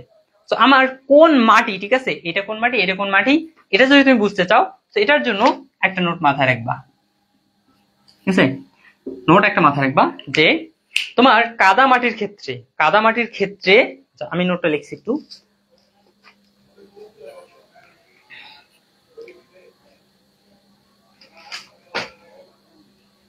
কোথায়, আচ্ছা, যখন দেখবা যে তোমার ফাই এর নির্দিষ্ট একটা মান দেওয়া আছে, ঠিক আছে, ফাই এর নির্দিষ্ট একটা মান দেওয়া আছে, ধরো তোমার 20 ডিগ্রি 30 ডিগ্রি মোটামুটি বড় একটা মান দেওয়া আছে, 20 ডিগ্রি 30 ডিগ্রি এরকম মান দেওয়া আছে, তখন তুমি বুঝে নিবা যে ওই মাটিটা হচ্ছে, যখন ফাই এর বড় কোনো একটা মান দেওয়া থাকবে, ঠিক আছে, বড় কোনো একটি মান দেয়া থাকবে, তখন সেটি সরাসরি তুমি মাথায় রাখবা, সেটা হচ্ছে তোমার বেলে মাটি, সেটা হচ্ছে তোমার বেলে মাটি। আর যদি দেখো যে তোমার ফাই এর মানটা হচ্ছে 0 ডিগ্রি, তখন সেটি তোমার কাদা মাটি, তখন সেটি কি তোমার কাদা মাটি, মাথায় রাখবে। ওকে, তার মানে আমার এইটা হচ্ছে কাদা মাটি, এটা হচ্ছে বেলে মাটি। ওকে, এটা কাদা মাটি, এই অংশটুকু হচ্ছে আমার বেলে মাটি। আচ্ছা, তাহলে কাদা মাটির ক্ষেত্রে আমার যে ফাই এর মান এটা খুবই কম হয়, ঠিক আছে, 0 ডিগ্রি বা 0 ডিগ্রির কাছাকাছি হয়। আর বালির ক্ষেত্রে আমার কি হয়, ফাই এর মানটা মোটামুটি একটু বড় হয়, ঠিক আছে। আচ্ছা, তাহলে এখন আমি ওই অংশটুকু মিশিয়ে দিই একটু। ভাই লিজেন্ড এভাবে গুছিয়ে দেওয়ার জন্য অসংখ্য ধন্যবাদ, মোস্ট ওয়েলকাম ইফতি। আচ্ছা, তাহলে এখন আমরা কি করি, সলিউশন করব।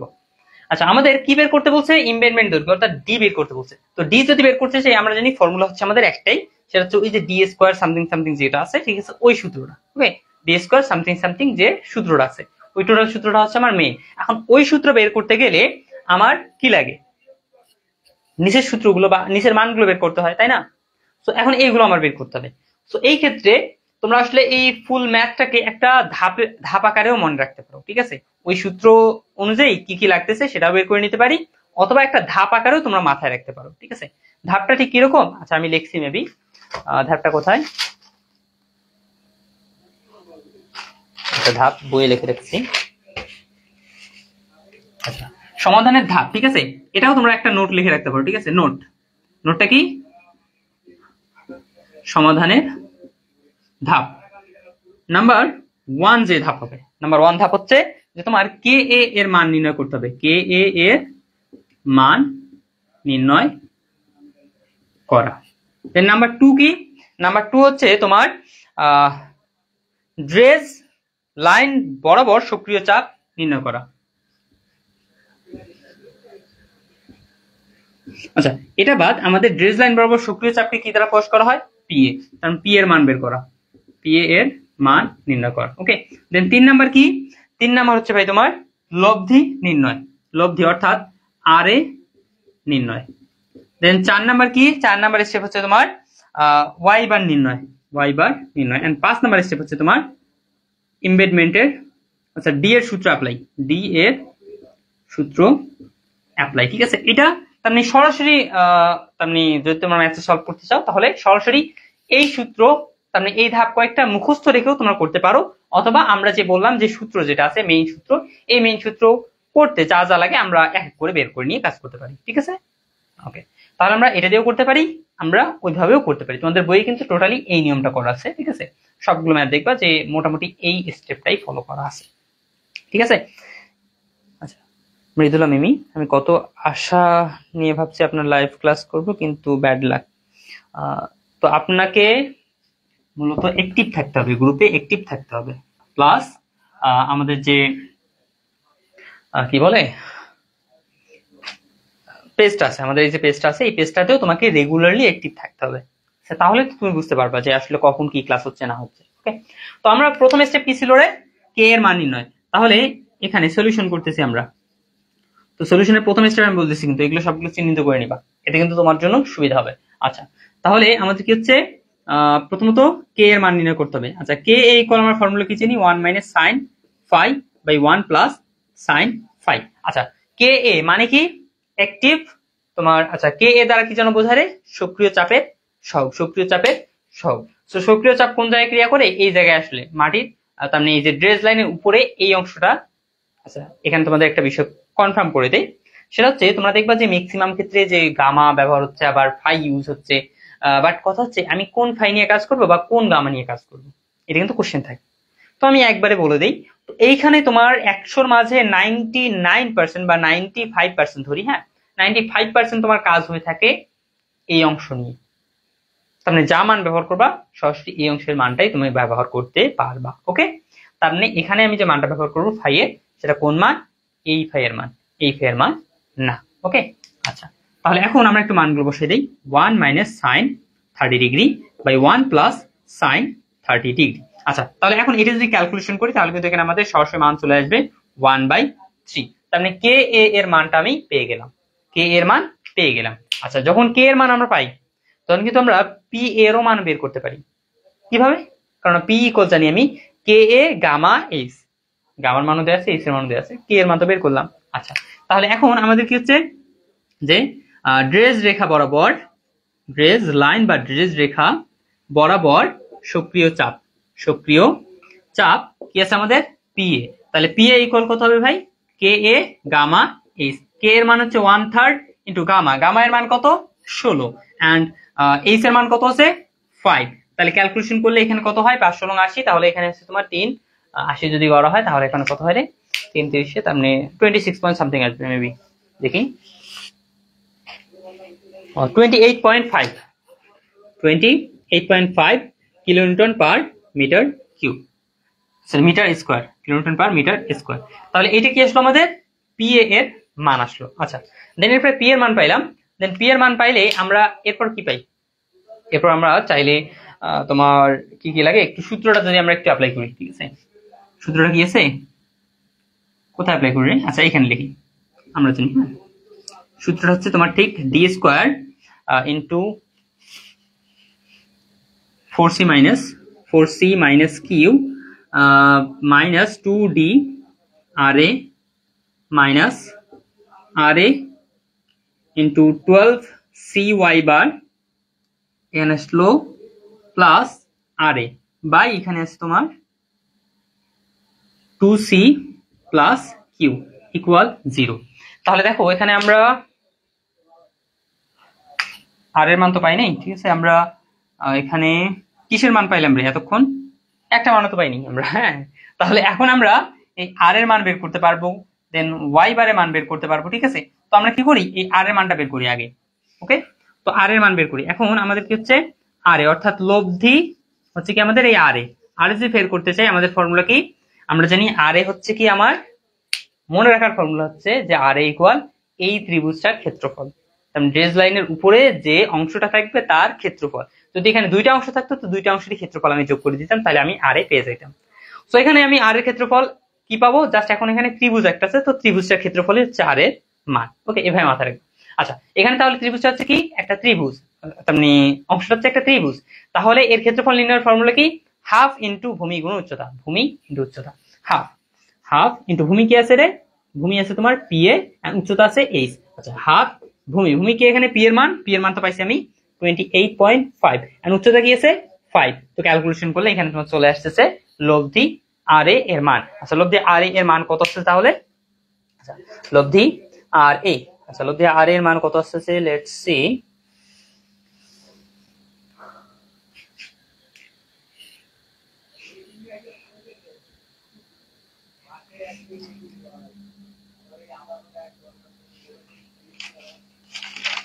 আচ্ছা আমার একটু ভুল হয়েছে নাকি রে? আমি আরেকটা ম্যাথে চলে গেছিলাম, ঠিক আছে। এটা তোমার আমি আসলে বললাম যে 26 পয়েন্ট সামথিং হবে, 26.67। এটা পি এর মান, এটার মান, ঠিক আছে। দেন এরপরে আর এর মান তাহলে কত আসছে? 26 পয়েন্ট, এখানে বসবে 26.67 ইন্টু এখানে আসতেছে 5, তাহলে ক্যালকুলেশন করলে 66.67। আচ্ছা, তাহলে এটা কার মান পাইলাম? আমি আর এর মান পাইলাম, তাহলে আর এর মান ডান। এরপর কি লাগে আমাদের? ওয়াই বারের মান লাগে, কিউ এর মান লাগে। তো আমরা দুটাই সূত্র জানি, তাহলে লেটস সি আমাদের ওয়াই বার ইকুয়াল কি? ওয়াই বার ইকুয়াল এই যে এই বিষয়টা। আচ্ছা আমি ওয়াই বারটা এখানে বসাই না, আচ্ছা আমি এখানে কিউটা লিখি আগে। হ্যাঁ, কিউটা বের করি। কিউ কল আমাদের কি রে? গামা ইস। আচ্ছা গামার মান কত? 16। এইচ এর মান 5, 5 80 kilo newton per metre square. Okay, 80 kilo newton per metre square. আচ্ছা তাহলে কিউ পেলাম। এখন আমাদের আরেকটা জিনিস জাস্ট আছে, কিউ ডান, আর এ ডান, আর এ ডান, আর এ ডান, কিউ এ ডান, ঠিক আছে। সি এর মান তো দেয়া আছে, সি এর মান দেয়া আছে। দেন আরেকটা বিষয় আছে, এখন জাস্ট এই গামা সরি ওয়াই বারের মান আমার বাস জাস্ট বাকি আছে। তাহলে এখন আমি এই ওয়াই বারের মান বের করবো। এখন ওয়াই বার মানে কি জানো রে? ওয়াই বার মানে হচ্ছে ভাই যে এই আমার ড্রেস লাইন থেকে এই লব্ধি বিন্দু পর্যন্ত উচ্চতা বা লম্বিক দূরত্ব। তাহলে এতটুকু আমার কি ভাই? আমরা জানি যে এটা হচ্ছে আমার ওই যে আমরা পড়ছি কি যে কি বলে রে, ভর কেন্দ্র, ঠিক আছে, ভর কেন্দ্র। তার মানে এই দূরত্বটা হচ্ছে মূলত আমার এই ত্রিভুজের ভর কেন্দ্রকে বোঝায়। তাহলে ত্রিভুজের ভর কেন্দ্র বরাবর কিন্তু আমার এই লব্ধিটা ক্রিয়া করতেছে। তার মানে এতটুকু হচ্ছে আমার ভর কেন্দ্র। তো আমরা ত্রিভুজের ক্ষেত্রে ভর কেন্দ্র ইকুয়াল কি জানি? 1/3 উচ্চতার 1/3। উপর থেকে আসলে 2/3 হইতো। যদি আমার ডানে যাইতো 1/3, আবার বামে আসলে 1/3, তার মানে 2/3 হইতো। ওকে, সেখানে 1/3। তাহলে আমাদের 1/3 এইচ এর মান কত আছে? 5। তাহলে 5/3 কত হয়? 5/3 কত হয় রে? 5/3 হচ্ছে তোমার 1.67। 1.67। এরপর আরো কিন্তু একটা সূত্র আছে, ওয়াই বার নির্ণয়ের আরেকটা ফর্মুলা আছে। হ্যাঁ, ওয়াই বার নির্ণয়ের আর ফর্মুলা আছে, ওটাও কিন্তু অ্যাপ্লাই করা যায়। ওয়াই বার আরেকটা ফর্মুলা কি আছে? ওয়াই বার ইকুয়াল হচ্ছে তোমার কি আছে রে, একটু দেখি। ওয়াই বার নির্ণয়ের আরেকটা ফর্মুলা হচ্ছে তোমার ঠিক এরকম, যেই আর এ যেটা আছে, ঠিক আছে, আর এ ইন্টু আচ্ছা এটাও বাদ দেই, আর এ ইন্টু h/3/r, এই কাজটাই করা হয়েছে, ঠিক আছে। আর এ ইন্টু h/3। আচ্ছা ওই হিসাবে আমি যদি তোমাদেরকে অনেস্টলি বলি, এই সূত্রটা আসলে অকেজো। হ্যাঁ, এটার দরকারই নেই, আন্দাজে আমাদের ঝামেলা বাড়াচ্ছে।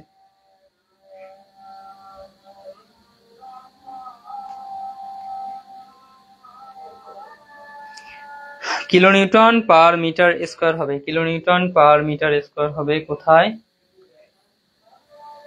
26.67 এর পর। হ্যাঁ, kilo newton per metre square, ওইটাই তো দিছি রে। আচ্ছা তাহলে আমি যেটা বললাম যে আমরা ওই অকেজের সূত্রটা মুখস্থ করবো না, ওরে ছাড়াই কাজ করতে পারবো আমরা ইজিলি। আচ্ছা তাহলে এটা হচ্ছে ওয়াই বারের মান পাইলাম। তাহলে এখন আমার সবগুলো মান ডান। হ্যাঁ ভাই ডান। তাহলে এখন আমি কি করবো? জাস্ট এখানে অ্যাপ্লাই করি।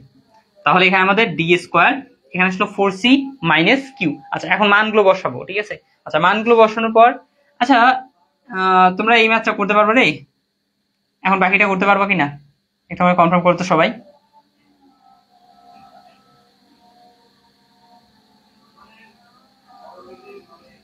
বাকি ম্যাথটা সলভ করতে পারবা কিনা একটু আমাকে কনফার্ম করো সবাই।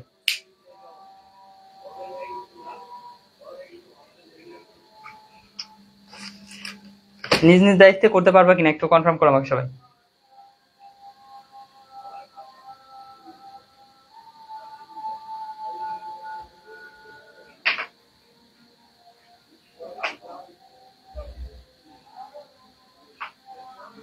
কুইকলি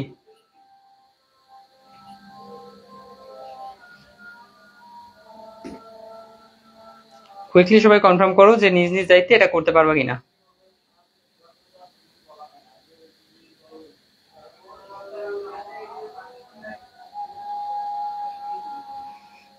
মানিক বলছে জি ভাইয়া পারবো, বাকিরা একদমই কিন্তু ইজি।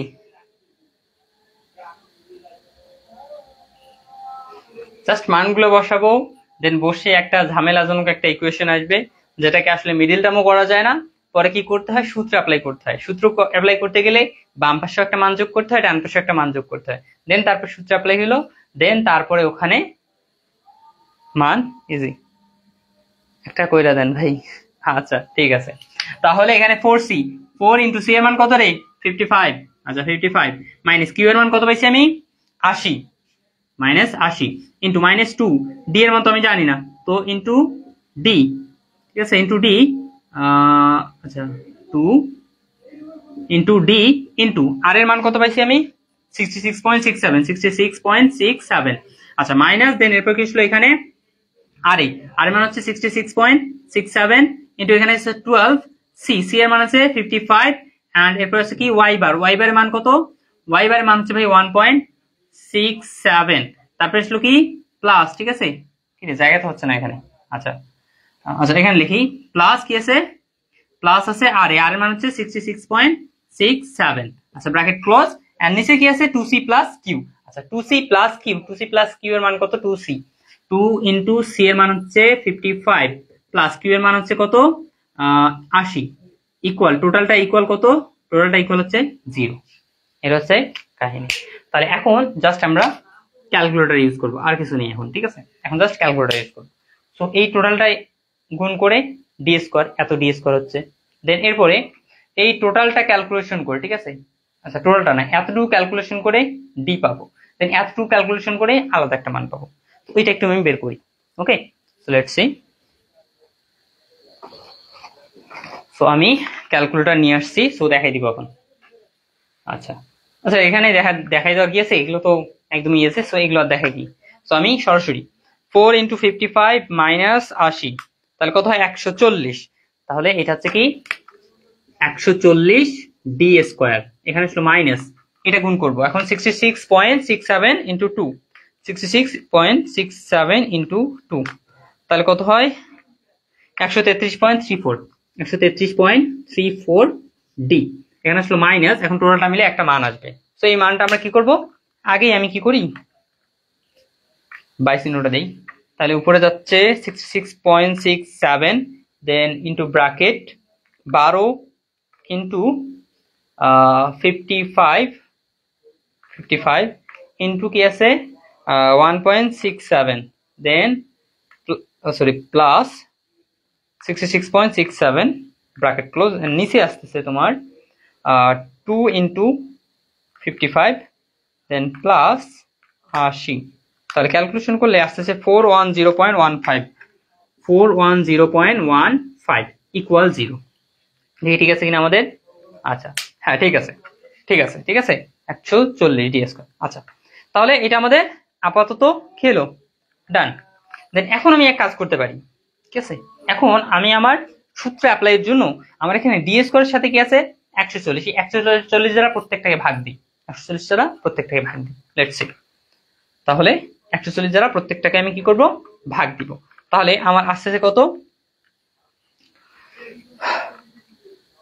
এখানে 140 দ্বারা যদি ভাগ দেই তাহলে এখানে আমাদের জাস্ট ডি স্কোয়ার মাইনাস এটাকে 140 দ্বারা যদি ভাগ দিই তাহলে আমার কত আসে 133.334 ভাগ 140, তাহলে এখানে আসে 0.952, 0.952 ডি, এন্ড মাইনাস এখানে আসছে এটাকেও যদি 100 দ্বারা ভাগ দিই তাহলে আমার আসে কত, সরি 140 দ্বারা 410.15 ভাগ 140, 2.929, তারপরে 2.93 ইকুয়াল 0। আচ্ছা তো এটা আসলো। তো এখন আমি সূত্র অ্যাপ্লাই করবো কিভাবে, তো সূত্র অ্যাপ্লাই করবো কোথায় রে, আচ্ছা সূত্র অ্যাপ্লাই করি কোথায়, কোথায় সূত্র অ্যাপ্লাই করি, আচ্ছা ওয়াই বার ওখানে অলরেডি তো হয়ে গেছে, তো এখানে লাস্ট অংশ এখানে দিই আমরা, ঠিক আছে, লাস্ট অংশ এখানে কি আছে। এখন দেখো আমরা সূত্র অ্যাপ্লাই করতে পারি কিভাবে, দেখো আমরা কি করি, এক কাজ করি, এখানে এক কাজ করি যে ডি স্কোয়ার মাইনাস 0.952 ডি, এটা মাইনাস এর পাশে যায় কি হবে প্লাস 2.93, জাস্ট এটাকে আমি কি করলাম ওপাশে নিয়ে গেলাম, তাহলে এখন আমি কি করবো, সূত্র অ্যাপ্লাই করবো। কি সূত্র, যে a স্কোয়ার মাইনাস 2a কত b, ঠিক আছে, 2a দেন আসলো b, b কত, b হচ্ছে ভাই এখন এইটা মিল করতে যা লাগে 0.952d, এখানে 0.952d মিল করতে আমার যা লাগবে গুণ করা সেটাই আমি করব। তাহলে সেজন্য আমি কিভাবে বের করতে পারি, যে আমি যদি 0.952 কে 2 দ্বারা ভাগ করি, 0.952 ভাগ 2 করি, তাহলে হচ্ছে আমার কত 0.476, এখানে 0.476 যদি গুণ দেই, তাহলে তুমি দেখো আমার এই দুইটা গুণ করলে এইটা মিল হচ্ছে, এই দুইটা গুণ করলে এইটা মিল হচ্ছে, তাহলে এটাও মিল হলো, এটা মিল হলো। ওকে, দেন আমরা এখানে কি করছি, a স্কোয়ার মাইনাস 2ab, তাহলে এটা b ধরছি, প্লাস কি b স্কোয়ার 0.476, এটা হচ্ছে b স্কোয়ার। ডান। এই প্রশ্ন ডান পাশে কি আসছে আমার 2.93 তো আসছে। আচ্ছা এই পাশে এটা প্লাস করছি, তাহলে এই পাশে আমার কি করতে হবে, এটা প্লাস করতে হবে না, হ্যাঁ ভাই করে দিলাম। এরপর কি, এখন এখানে এই টোটালটা মিলে একটা সূত্র হইলো a minus b whole square equal, এখানে এখন এটা একটু টোটাল আমি যোগ করে দিই, 2.93 প্লাস 0.476 স্কোয়ার, তাহলে 3 পয়েন্ট এখানে এসেছে 3.156, 3.156 এসেছে আমার এখানে। আচ্ছা দেন এরপরে আমাদের এখানে কি আছে, স্কোয়ারটা অবশ্যই গেলে রুট হয়ে যাবে না, d মাইনাস 0.476 স্কোয়ারটা অবশ্যই গেলে রুট, তাহলে হচ্ছে কি রুট ওভার অ্যান্সার ইকুয়াল হচ্ছে 1.77, 1.77, তাহলে এর পাশে d ইকুয়াল, এটা কি মাইনাস আছে পাশে যাবে প্লাস, তাহলে প্লাস তোমার শেষে 0.476, তাহলে কত হয় 2.25, এখানে আসছে 2.25 মিটার, 2.25 মিটার, এটা হচ্ছে তোমার কি d এর মান।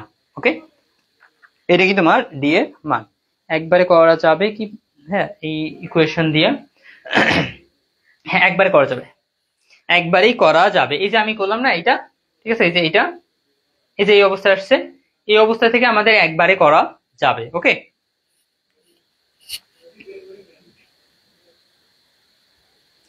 জাস্ট ওখানে কি আসলো, তোমার ওই ইকুয়েশন দিতে হবে।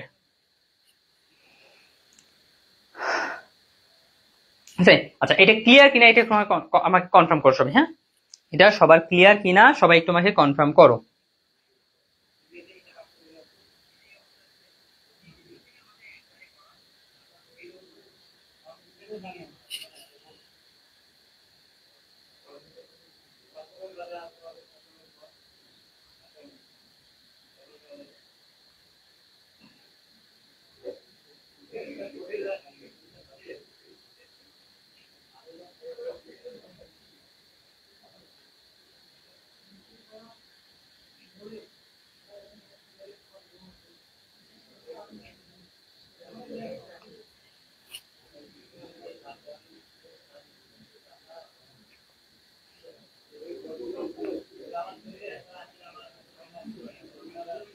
মোহাম্মদ মানিক ডান, সাকিব হাসান ক্লিয়ার।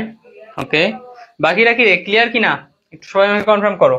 এন্ড এখানে আর একটা বিষয় খালি লিখতে হয় এরপরে, সেটা হচ্ছে কি যে সাধারণত ইমবেডমেন্ট দৈর্ঘ্যের জন্য, ইমবেডমেন্ট যদি বইয়ে দেওয়া নাই আমি লিখতেছি, আসলে এটা বইয়ে কাজটা করা হয়েছে, বাট কেন করা হয়েছে সেটা আসলে অ্যাকচুয়াল রিজন ওখানে বলা নাই ওভাবে, সো আমি এখানে লিখে দিচ্ছি। সাধারণত ইমবেডমেন্ট দৈর্ঘ্যের ক্ষেত্রে 30% দৈর্ঘ্য 30% দৈর্ঘ্য কি করা হয় রে, জাস্ট মোমেন্ট আমি দেখি, 30% দৈর্ঘ্য নিরাপত্তা গুণাঙ্ক হিসেবে নিতে হয়, নিরাপত্তা গুণাঙ্কের মাঝে নিরাপত্তা গুণাঙ্ক হিসেবে ধরতে হয়, গুণাঙ্ক হিসেবে বেশি নিতে হয়, বেশি নিতে হয়। সাধারণত এমবেডমেন্ট দৈর্ঘ্যের ক্ষেত্রে 30% দৈর্ঘ্য নিরাপত্তা গুণাঙ্ক হিসেবে বেশি নিতে হয়, তার মানে যেটা পাইছি আরো কি করতে হবে, এর 30% আরো এক্সট্রা নিতে হবে, তাহলে আমাদের 30%, তার মানে আমাদের কত হচ্ছে নিরাপত্তা গুণাঙ্ক, তাহলে আমরা এখানে লিখেছি নিরাপত্তা গুণাঙ্ক, এভাবে লিখতে পারি, গুণাঙ্ক ইকুয়াল হচ্ছে ডি এর 30%, ঠিক আছে 30%, মানে কি ডি হচ্ছে তোমার 2.25 ইন্টু 30% কি 30/100, তাহলে এখানে নিলে কত হয় তোমার, এখানে কত হয় রে দেখি একটু, 2.25 ইন্টু 0.3, তাহলে কত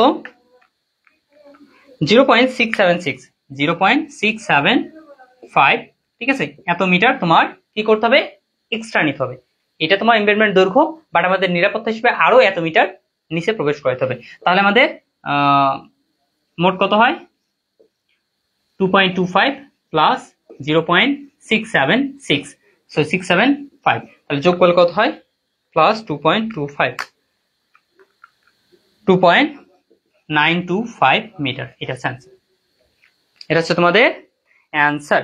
আচ্ছা, আশা করি তোমরা এই ম্যাথটা সবাই ক্লিয়ার হয়েছো, একটু জাস্ট কনফার্ম করো আমাকে, হ্যাঁ।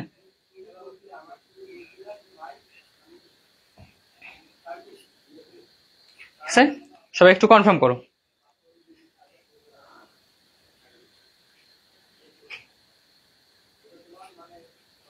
স্যার ম্যাসে আছে, আমি ম্যাসের মিটিং চলতেছে, আমার রুমের বাইরে মিটিং চলতেছে, আমি এখানে ক্লাস করাচ্ছি। ম্যাসে যারা থাকো তারা তো জান ম্যাসের মিটিং।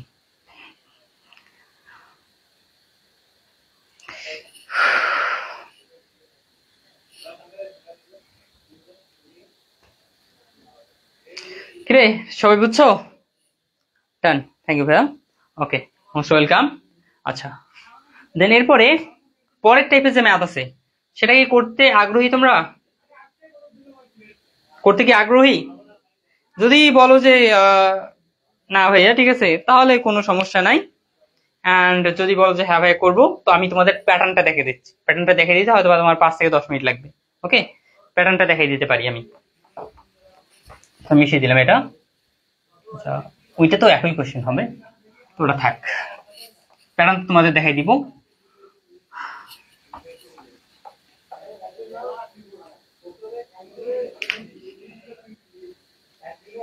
নিচের চিত্রানুযায়ী ক্যান্টিলিভার শীট প্যালের এমবেডমেন্ট দৈর্ঘ্য নির্ণয় করো। ওকে, এটা হচ্ছে তোমার টাইপ। আচ্ছা, ইমরান ইসলাম লিখছো নো, ইমরান ইসলাম লিখছো নো।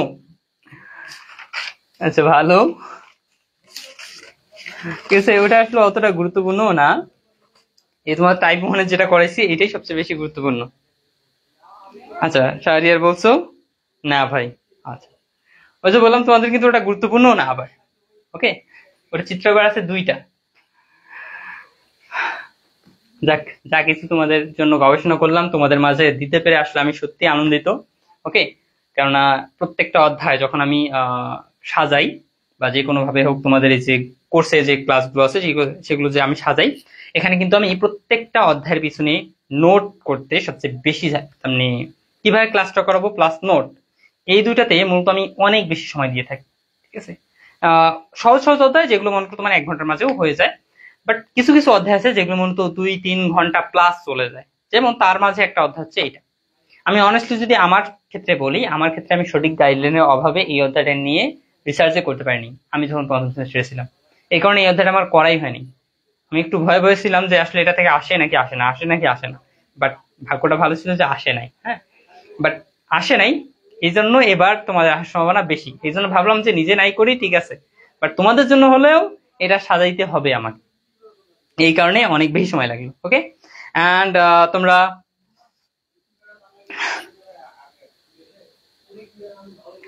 তোমরা আরেকটা বিষয়, আব্দুল্লাহ আল ফরিদ মনে হয় অনেক দেরি করে আসলাম। হ্যাঁ, অনেক দেরি করে আসছে, তো ক্লাস শেষ মোটামুটি। এখন জাস্ট তোমাদের আরেকটা বিষয় ঘোষণা দিই, সেটা হচ্ছে যে তোমরা সবাই হয়তো জানো বা দেখতেছো যে আমাদের সিল ভাই কিন্তু লাস্ট কয়েকদিনে ঠিক আছে মোটামুটি আমাদের 5K ছিল। সো আমি 5K উপলক্ষে একটা তোমাদের জন্য অফার রাখছিলাম। সো ওইটা আবার পরের দিন, ঠিক আছে, পরের দিন একদিনেই বেড়ে আবার 6.4K মেবি হয়ে গেছে, তার মানে 6K হয়ে গেল একদিনে। তোমরা তো জানো হয়তো আমার যে লুঙ্গি পরা ভিডিও আছে সেটা তোমরা অলরেডি ভাইরাল করে দিছো তোমরা সবাই। ওকে, দেন আরেকটা ভিডিও ছিল। আচ্ছা, ওসব বাদ। তো তোমাদের জন্য আমি একটা অফার রাখছি যারা পঞ্চম সেমিস্টার রয়েছে। সো তাদের সেই অফারটা হচ্ছে কি, তোমরা কিন্তু জানো যে বর্তমানে কোর্স ফি রানিং চলতেছে 1100 টাকা করে। ওকে, 1100 টাকা করে কোর্স ফি রানিং চলতেছে। ওকে, সো এইখানে তোমাদের কোর্স ফিটা বর্তমানের জন্য করা হয়েছে তেমনি জাস্ট 24 ঘন্টার জন্য এটা, ঠিক আছে? 24 আওয়ারের জন্য অফারটা করা হয়েছে তোমার। 950 করি না 900 করবো বলো তো? তোমাদেরকে বলতেছি, ঠিক আছে? 950 করবো না 900 করবো, তোমাদের উপরই ছেড়ে দেই। এটা জাস্ট 24 ঘন্টার জন্য এই অফারটা, ওকে? 24 ঘন্টার জন্য এই অফারটা, এবং তাও আবার কারা পাবে, ঠিক আছে? মুস্তাক বলছো 900, কি রে? এ তোমরা বাকিরা কমেন্ট করো রে। ইমরান ইসলাম 800, ভাই তুমি মারি দিবা আমাকে, ঠিক আছে? শেয়ার করলাম, গিফট করি ভাইয়া। আচ্ছা, ধন্যবাদ মানিক তোমাকে, ঠিক আছে? তোমার গিফট ইনশাল্লাহ আমি খুব শীঘ্রই দিনাজপুর পলিটেকনিক যাব, ঠিক আছে? দিনাজপুর প্লাস বগুড়া, এই দুটা যেহেতু কাছাকাছি, তো পলিটেকনিক যাবো ইনশাল্লাহ। শাহরিয়ার বলছে 400 করেন, ঠিক আছে? তোমরা তেমনি মারবা তো আমাকে, একদম মাঠে মারতে চাও, ঠিক আছে? শাহরিয়ার, সাকিব খান লিখছো 900, মোহাম্মদ মানিক 950। আচ্ছা, তাহলে দেখা যাচ্ছে 900 বলছো 2 জন, 950 বলছো 2 জন। আচ্ছা, কিরে বাকিরা? 950, মাশাল্লাহ। কি 950-এর পাল্লা কিন্তু ভারী হচ্ছে, ঠিক আছে? তাড়াতাড়ি করে নাও, তাড়াতাড়ি সবাই কমেন্ট করো। এবং এটা টাইম থাকবে কিন্তু তোমার এই যে আজকে রাত থেকে, ঠিক আছে? আজকে কত তারিখ রে? আজকে মেবি তোমার 28 তারিখ নাকি? দেখি, হ্যাঁ আজকে 28 তারিখ। আজকে 28 এপ্রিল থেকে, এখন থেকে, ঠিক আছে? আর আজকে 28 এপ্রিল, এখন থেকে 29 এপ্রিল, ঠিক আছে? 29 এপ্রিল একদম রাত 12টা পর্যন্ত এই অফারটা থাকবে। এরপরে যদি একজনও আমাকে বলো, তো ভাই আমার পক্ষে কোনোভাবে এটা দেওয়া সম্ভব হবে না। 1050 দিয়ে দেন, আমরা তো 1200 দিয়ে নিছি, সাকিব হাসান বা যারা এরা নিছে, এরা কিন্তু অলরেডি তোমার 1250 টাকা দিয়ে নিছে। দেন তারপরে আবার 1200 রাখছিলাম, তো 1200 দিয়ে বলা যায় ম্যাক্সিমাম স্টুডেন্ট যারা নিছে সবাই নিছে 1200 দিয়ে, ঠিক আছে? তোমাদের জাস্ট একদিনের জন্য, আমি 24 ঘন্টার জন্য এই অফারটা রাখতেছি। সেটা হচ্ছে কত রে? ভাই খুলনা আসেন, খুলনা দেখি রে, ঠিক আছে? হয়তো এরপরে শ্রীমঙ্গল যাইতে পারি ইনশাল্লাহ। ইচ্ছা আছে শ্রীমঙ্গল যাওয়ার, শ্রীমঙ্গলে নাকি অনেক কিছু আছে। শ্রীমঙ্গলের আশেপাশে কোন পলিটেকনিক আছে সেটা আমাকে জানাইও, ঠিক আছে? আমি ইনশাল্লাহ চেষ্টা করবো, ওইদিকে প্ল্যান আছে ট্যুরে দেওয়ার, ওইদিকে আমার ডিপ্লোমা তেমনি সপ্তম সেমিস্টার শেষ হওয়ার পর। আচ্ছা, তাহলে তোমাদের কোর্সটি আমি কত করি? আচ্ছা যাও, একদিনের জন্য না, 24 ঘন্টার জন্য 900 করে দিলাম, ঠিক আছে? আমার ভাইয়ের কিন্তু মন একটু বড় আছে, হ্যাঁ এটা জাস্ট মাথায় রাখো। আচ্ছা, তাহলে তোমাদের জন্য 900 করলাম জাস্ট একদিনের জন্য, অর্থাৎ 24 ঘন্টা। আজকে 28 এপ্রিল থেকে 29 এপ্রিল রাত 12টা পর্যন্ত এই অফারটা তোমরা তোমাদের যারা ফ্রেন্ড আছে, ঠিক আছে, A to Z যারা ফ্রেন্ড আছে তাদেরকে জাস্ট জানাই দাও। আগামী কাল, ঠিক আছে, রাত 12টার পর থেকে কিন্তু আবার কোর্স ফি তোমার আপ থাকবে, ঠিক আছে? কোর্স ফি আবার বেশি থাকবে কিন্তু, ওকে? সিলেট আসি পড়েন ভাই, সিলেট আসি পড়েন। শ্রীমঙ্গল যে কোথায়, সিলেটে কি? হয়তো ওই সিলেটে অথবা শ্রীমঙ্গল, ঠিক আছে? মনে নেই আমার। জাস্ট শ্রীমঙ্গলে আমি আসলে লাস্ট কিছুদিন থেকে আমার ফ্রেন্ডরা প্লাস আমি আসলে দেখা যাচ্ছে যে শ্রীমঙ্গলের ভিডিও কেন জানি বেশি আসছে, এবং যেটা আর কি দেখলাম যে অনেক প্রাকৃতিক জায়গা আছে ঘোরাঘুরির মতো, সো এই কারণে আর কি ওইখানে যাওয়ার প্ল্যান করছি। এখন নট শিওর, ঠিক আছে? এখন বাকিটা আল্লাহ ভরসা। আচ্ছা, তাহলে তোমাদের 900 টাকা। অ্যান্ড আমি যেটা বললাম যে তোমরা তোমাদের সকল ফ্রেন্ডকে এটা জানাবো, অবশ্যই জাস্ট জানাবো, ওকে? Just জানালেই enough. এখন ওরা যদি ইচ্ছুক থাকে যে ক্লাসগুলো না, হ্যাঁ ভালো হচ্ছে বা ভালো আছে, তাহলে আমি নিব, ঠিক আছে? তোমরা এক কাজ করতে পারো, ঠিক আছে? তোমরা যদি আমাকে হেল্প করতে চাও, জানি তোমরা অনেকে আমাকে হেল্প করতে চাও, তো তোমরা আমাকে এই হেল্পটা জাস্ট করতে পারো যে তোমরা তোমার ফ্রেন্ডকে বলতে পারো যে এই ক্লাসটা দিলা, দিয়ে বলতে পারো যে ভাই এরকম ক্লাস নেই, দেখ যদি তোর পছন্দ হয় তাহলে তুই নিতে পারছিস, এরকম, ঠিক আছে? জাস্ট এতটুকু। আচ্ছা, তাহলে আজকের জন্য এতটুকুই। তো সবাই ভালো থাকো, সুস্থ থাকো, দেখা হবে তোমাদের সাথে আগামী ক্লাসে ইনশাল্লাহ, ঠিক আছে? সো এখানে ফাউন্ডেশনের মোটামুটি এই অধ্যায় শেষ। সো ফাউন্ডেশনে আর অত বেশি যে গুরুত্বপূর্ণ কোনো অধ্যায় এরকম নাই। দেন তোমাদের জাস্ট বাকি থাকলো কোর্সের জন্য তোমার কিন্তু হাইড্রোলিক শেষ হয়েছে, দেন থিওরি অফ স্ট্রাকচার শেষ হয়েছে, জাস্ট 7-8 বাকি আছে। তো 7-8-এর দায়িত্ব জানো তোমরা কাকে দিচ্ছি আমি। দেন এরপর আসলো তৃতীয়ত হচ্ছে তোমার ফাউন্ডেশন ইঞ্জিনিয়ারিংও শেষ হইলো। অ্যান্ড যদি দেখি আরো রিসার্চ করে দেখি, যদি দেখি যে এই অধ্যায়ে ক্লাস নেওয়া লাগবে তাহলে আমি ক্লাস নিব, নয়তো এটা এখানে স্টপ থাকবে।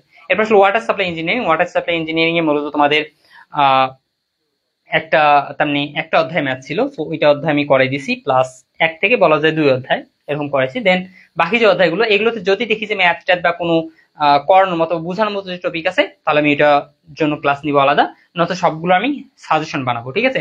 দেন এরপরে কি আছে তোমাদের, এরপর আছে সার্ভিং 3 তো জানো আমি শেষ করে দিছি 1 থেকে 5, দেন 6 অধ্যায় তো ক্লাস লাগবে না, দেন 7 অধ্যায় ক্লাস করেছি, ঠিক আছে। তো মোটামুটি তোমাদের পঞ্চম সেমিস্টারে কিন্তু অনেকগুলো শেষ, হ্যাঁ সিলেবাস শেষ করে দেওয়া হবে ভাই, ক্লাস শুরু থেকে শেষ পর্যন্ত সিলেবাস শেষ করে দেওয়া হবে। হ্যাঁ তোমার শুরু থেকে শেষ পর্যন্ত ক্লাস একদম শেষ করে দেওয়া হবে, ঠিক আছে।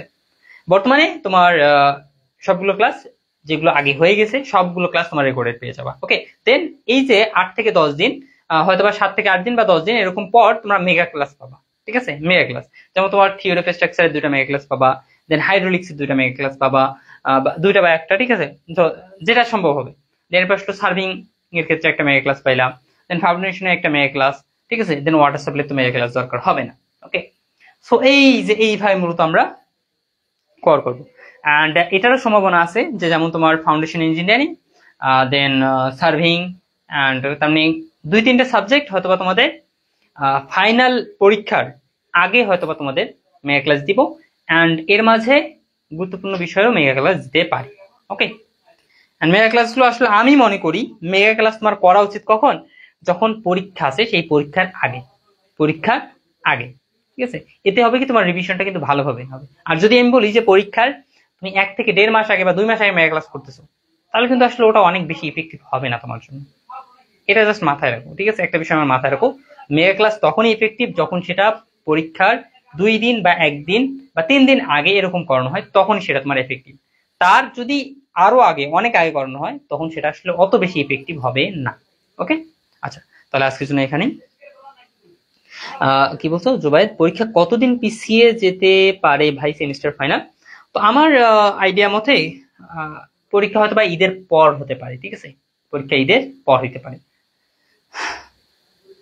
আচ্ছা তাহলে যেটা বললাম আজকের জন্য এখানেই। তো সবাই ভালো থাকবা, সুস্থ থাকবা, এন্ড আমার জন্য দোয়া করবা। আল্লাহ হাফেজ।